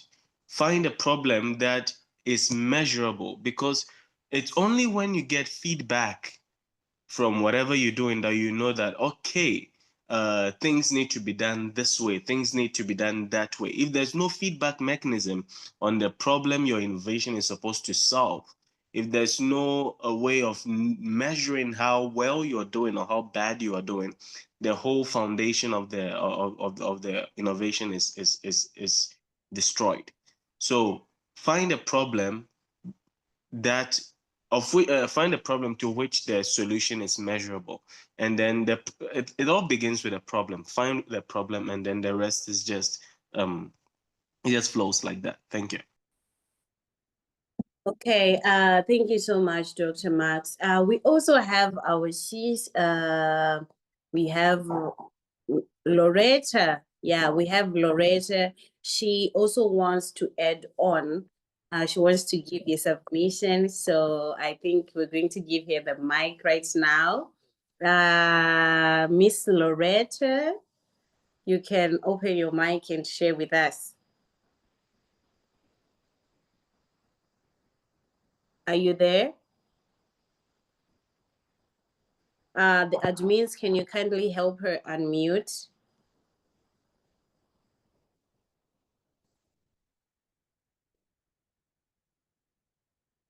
Okay. Can you unmute now? Okay, thank you so much, Sister Tabeth. I hope I'm audible. I want to just add something on someone who was saying that how do you overcome fear or that fear of failure? Like if I start, what if I fail? One thing that helped me was reading. I think if you want to be innovative, if you want to be impactful, if you want to make a difference, and even if you look at all those leaders that we know today, or if you follow those interviews of successful people, there's one thing that is common. Those people read. They read books. So if you read books, you realize that they talk about this theme of failure a lot. Like currently I'm reading this book by Mark Manson, where he's talking about, it's called The Subtle Art of Not Giving a Flip. That book, you see that he addresses this issue of failure. So you should read more books. Almost every book, those self-help books, they talk about failure and they're written by successful people. That is the first thing that I think. Once you are mentally empowered, once you are strong mentally, then you can be able to go out and launch. Then the second thing is to listen to interviews, especially with social media these days. There's so many interviews. It's just that I'm from Zim and I follow so many interviews from my country. Like every Monday, there's this one from Trevor, where he's talking about the interview successful people, CEOs, people who are launching, people who are starting new things. And there's always someone who would have tried and failed and tried and failed, but eventually they made it. So if you listen to the success stories, definitely you start anything that you feel like without even getting afraid, because almost everyone failed or almost everyone struggled. Just like what we had, this other lady was talking about content creation. You can start with 1 view, 10 views. It's the same story everywhere. So if you're afraid of failure, you will never get anywhere. So make sure that at least once a week, listen to an interview of someone who is successful. You will hear these stories and they will motivate you. Then the third thing is to network. Talk to people in the industry. If you're into education like myself, I managed to gather people who are into education. I talk to directors who are doing it back home. Network with those people. They share with you the challenges. So as a result, you feel so equipped before you even enter into that industry. You know the challenges that you're most likely going to face. So if you're afraid of failure, talk to those who are already doing it and be prepared. Be prepared, familiarize yourself with what is happening in the business. And lastly is to plan. You have to plan thoroughly. I know many people, they might say, I started with $0, I started with one cob. Yes, it's fine, but these days there's so much competition. Plan, try to think, if you read, like I tried farming at one point. When you just read things on face value, they tell you if you just start with 2 chicken by the end of the day. No, you have to really plan and see how feasible those ideas are, because most of these contents that we learn, it's not as easy as they portray it to be. So do your research, plan, so that when you now launch your business, you know exactly what you're getting into. That way you can minimize failure and even that fear. When you are planned, even if you're doing a lesson delivery, some of us are teachers. When you have planned your things, you are not that much afraid. So I think one thing that makes you confident is to know your stuff and to plan. So that is my contribution. And let's always remember that one thing that you always regret is not starting, is not trying, not failing. So there's no shame in failing. There's no shame at all. There's always shame in not trying. Thank you. Thank you so much, ma'am. Thank you so much, Miss Loretta, for that submission. That was very beautifully outlined. Yes. We have been given a number of keynotes to follow there. And my next question is going to be directed to our second speaker. And this question says, I have numerous ideas but struggle with implementation. due to feeling overwhelmed, which leads to inaction. Could you provide some advice? Miss Komana?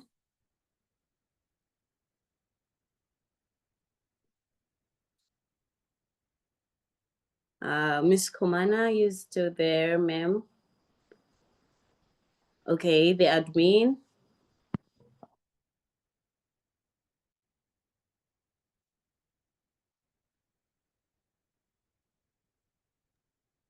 Okay, so I've also been in your shoes. It happens to me a lot. Let me even confess.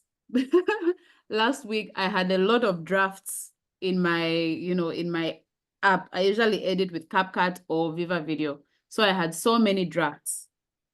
Last week and part of this week, I edited all of them because I was like, I can't come here and be motivating people and I'm not doing what I'm saying.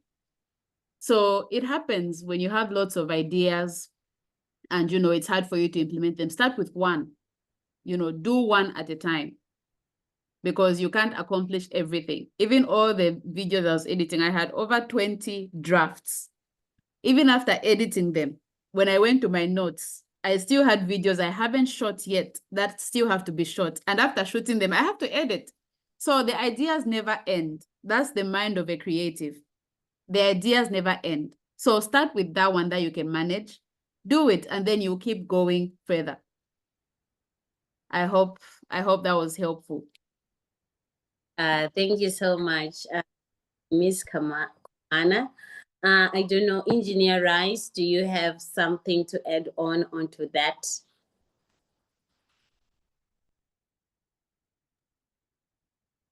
Hello, can you hear me? Loud and clear. Okay, could you just repeat the question for me, please? Okay, the question says, I have numerous ideas but struggle with due to feeling overwhelmed, which leads to inaction. Could you provide some advice? Okay, yeah, first of all, just like Miss, I don't know why I'm calling Miss Katanga, I think because it sounds the same name as my province where I come from in Congo. Just as she has said, like once you put yourself into your business, something that you will realize is that at the beginning, you have a lot of ideas and then you draft them down. And then along the way, you find yourself that you are overwhelmed into them. And then step by step, your brain starts giving up on you. And then by the time you realize, you really don't know what to do. So what I do personally, and then maybe I can suggest to the person who asked the question, is that always set goals that only you know and only you can celebrate the success of it. I'll give you a brief example. As I shared with you on the Vent Pro for the entrepreneurs, right? When I was designing it, I told my wife and I said, if for each video I have 100 views, I'm satisfied. Beyond that one, it's a miracle. So every time I post a video on it and I have 100, that's enough for me. And I use the same method on my WeChat. If you follow me on WeChat, you see my WeChat channel is called Craftsman. Whenever I post a video, I always tell myself, I think this video with the content, if it hits 500, I'm satisfied. It goes 600, it goes 20,000, I don't care. Yeah. And then maybe I was expecting somebody who asked me why I haven't maybe boosted the Vent Pro for the entrepreneurs. Because I have set a goal of how many videos I want to put on the YouTube channel before I can boost it. Until I hit that goal, to me, all the views, they are just like miracles. Because I don't promote it, I don't talk about it either, except if people come and find me maybe in my office working on them. Why? Because I set the goals that only me, I know, so I can assess myself. So there's no such a thing as feeling blocked, maybe because I'm overwhelmed, because maybe I set goals that myself I can't attain. No, I want to be first good with myself, right? The Bible says you love your neighbors as you love yourself. So how much do I love myself? Right? I don't want to be under pressure. So why should I pressure myself? And if I'm under pressure, I'll put the same pressure on my neighbors and people around me, right? So set goals. We have so many ideas as entrepreneurs, but usually we get lost because there's no specific goals. And don't make them too high, as Chairman Pastor Victor mentioned. Don't make them too high because the failure rate is so high, my people. Failure rate in ideas is really high and it's beyond your imagination. Sometimes only 2% of ideas really succeed. 98 all fail. So then why putting yourself under so much pressure? If an idea is meant to work, it will work out in time. And that time you are not the one controlling it. It could be triggered by a disruption in technology, in worldview of something, or anything. Yeah. Corona changed so many things worldwide, right? Many things were there already, like, you know, such as Zoom and all these things that we're using today. They were there way before, but they were not as active as now, right? Because something happened that gave it a chance of a lifetime. And if you don't catch that one, then you will stay behind. So all the ideas you have, set goals that you know you can attain them easily and celebrate those achievements. Even if people say, what kind of achievement is that? But this is what I said for me.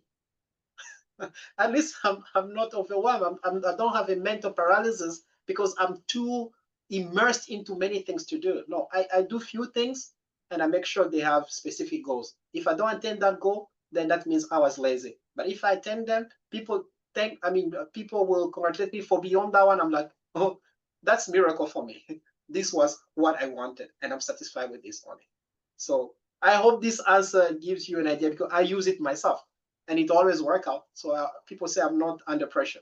Yeah, because I do what I know I can. Yeah.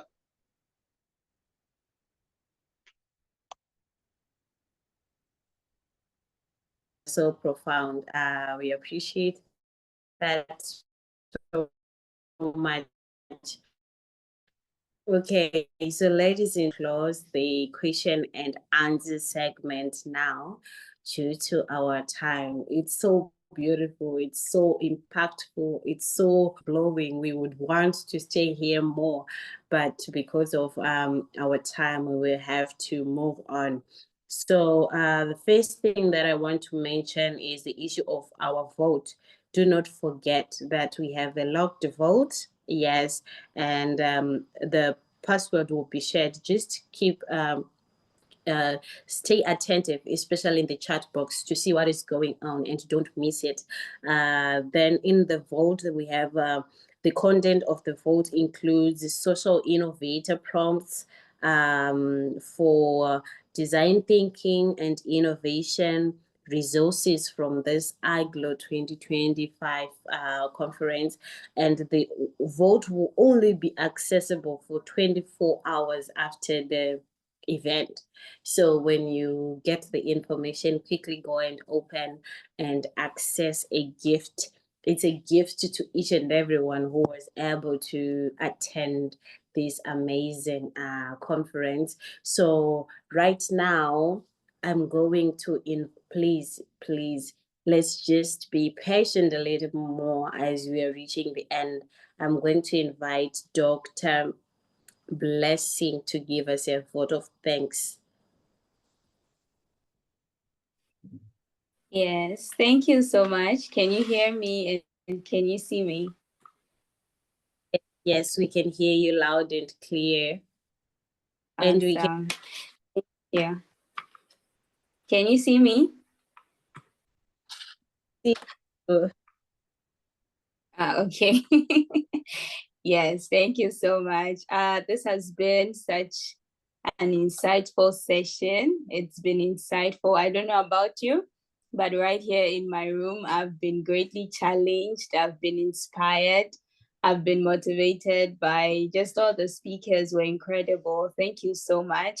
And just before we get into the announcement, I would just like to appreciate the conveners of LUN, Love Umbrella Network. Thank you, Mr. and Mrs. V, for this awesome platform you've given us.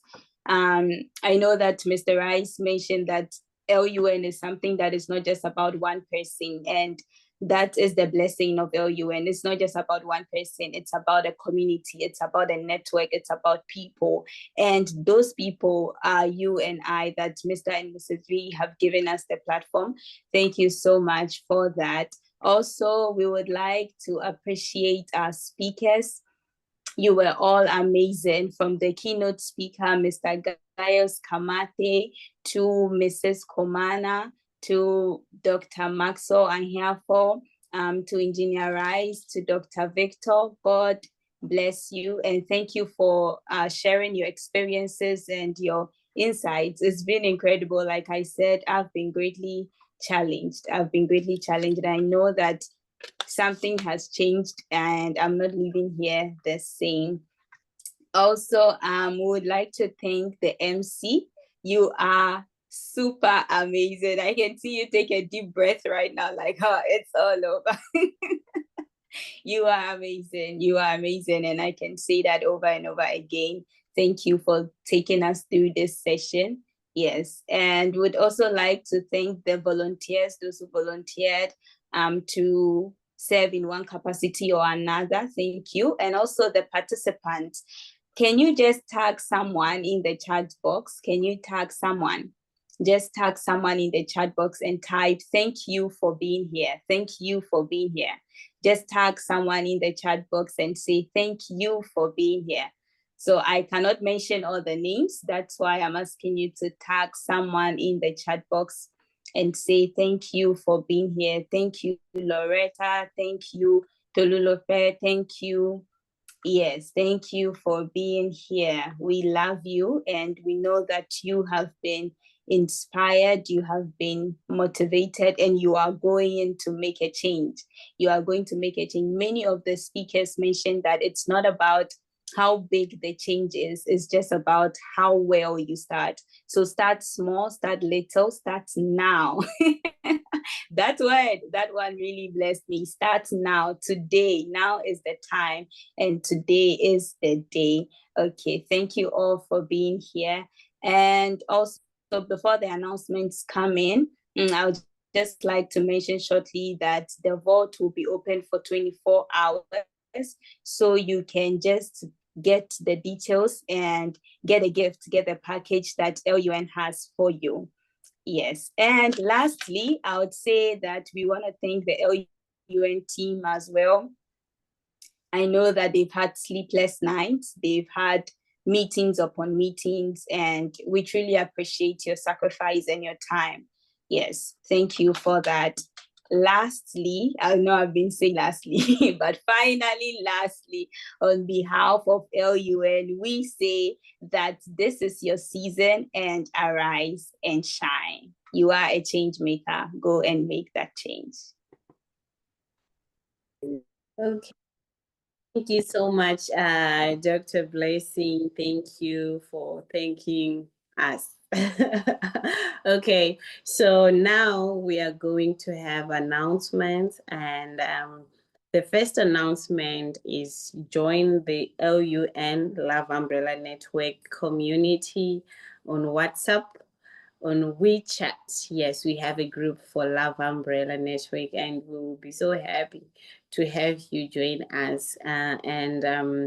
The next announcement is our next event brought by Love Umbrella Network is going to be Love and Light. Love and Light Season 9. This is going to be amazing, you guys. If you thought this was amazing, then you should come again and experience the Love and Light Season 9, which is coming in July 2025. That's 2 months from now. So stay connected for more updates. Join the community, join us, and see. Today it was maybe professional, it was social innovators. Maybe next time it's gonna be a different direction altogether. So please stay connected and hear what the Love Umbrella Network has for us. And also please follow on YouTube, on Facebook, and on Instagram. Follow Love Umbrella Network. Love Umbrella Network. on all social media. Yes. Thank you so much, media. You can see the details there, and you can also see there is a QR code there for the IGLOW gift. So you please kindly just take a picture or scan the IGLOW gift so that you can get yourself a takeaway from what we've been doing. Finally, can we please open our cameras to those that can, so that we can take a group picture together? Kindly open your camera, everyone, so that we can take a group picture. Yeah. Let's see. Are people opening? If Mrs. Komana is there, we should sing happy birthday for her. Okay. Yes, sure. Please. She's First of still all, wait. Calm down. First of all, we would like to say a very big thank you to you. We didn't know today is your birthday when we reached out to you. We believe this is a new season for you, and thank you for sharing the day with us. And thanks to our big brother, Pastor, for also being a blessing to us. I know as we are standing and ministering, you are also together. All right, so I can see our little baby Wami is ready to sing happy birthday for you. All right, so family, let's turn on our mic. We would have sang it in Shona, but my Shawneese sisters have not taught me in Shona. All right, so let's go. 3, 2, you can mute, don't worry. 3, 2, 1, go. Happy birthday to you. Happy birthday to you. Happy birthday, Sister Komana. Happy birthday to you. All right, we pray God's blessing on you, Pastor Terry, and the entire family in Jesus' name. Amen. All right, and we'd like to say big thank you also again to Engineer Rice. Thank you for coming again and again. And family, I'll be continuing this kind of conversations on Instagram Live. In fact, for the next 4 weeks, I will be having Instagram Lives almost every week on Fridays with people from family to content creation to entrepreneurship. So I'll be reaching out to some of our speakers again to engage you on live. All right, so please let's do well to follow them. Follow Sister Komana, Engineer Kajila, and every other person. Please let's turn on our video as we take our group picture, Sister Tabet. Yeah. Let's open our cameras. Okay, I see you doing hello. Yes. And shout out to Pastor Joel in Dalian. He was our guest speaker some weeks ago. Good to see you, sir. Okay.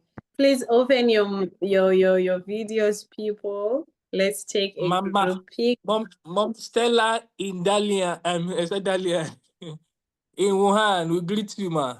Sister Tolu Lokpe in Taiwan, we greet you, ma.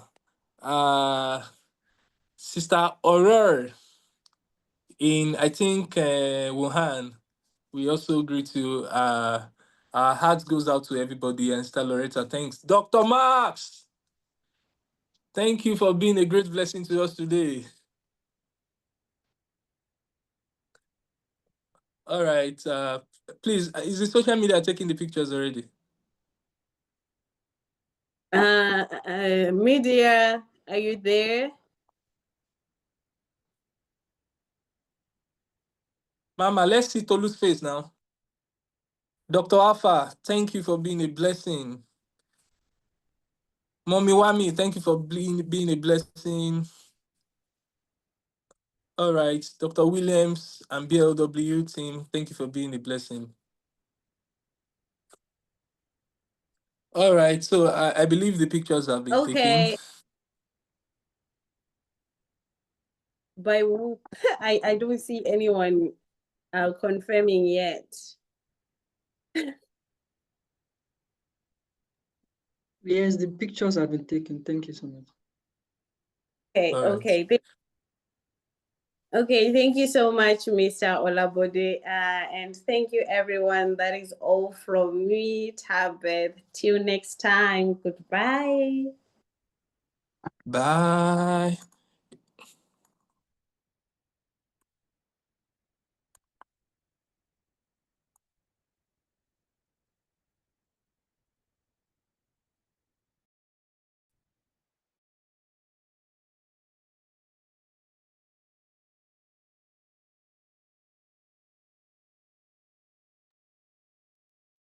All right. Bye-bye, family. Bye-bye.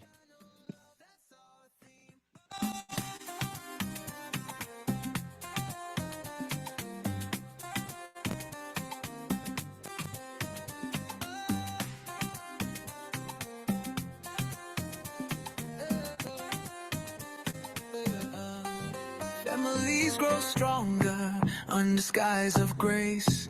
In every heart and nation, love finds its place.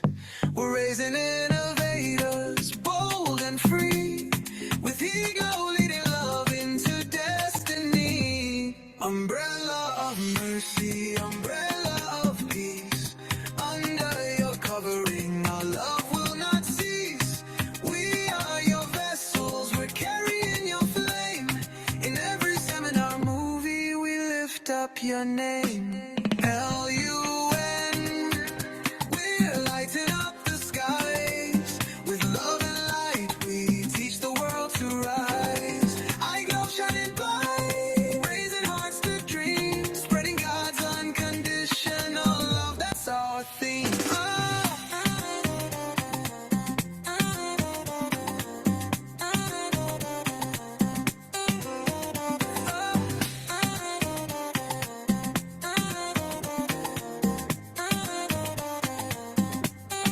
Under the love umbrella,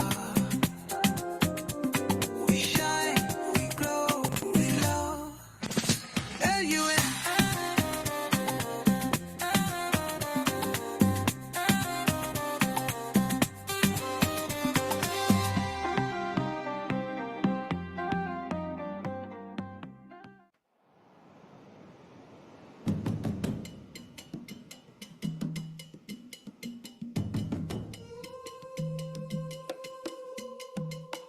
Step into the light, let your purpose rise. Hearts on fire with love, hope in our eyes. Solutions we bring for the world to see. Agape in action, setting nations free. Love ambassadors rise up strong. The works is moving through us all. With hands united, we answer the call. IGLOW innovators, spreading love to all.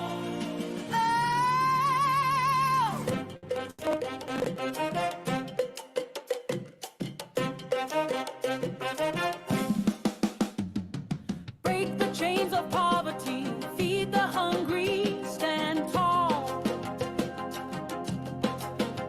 Teach the children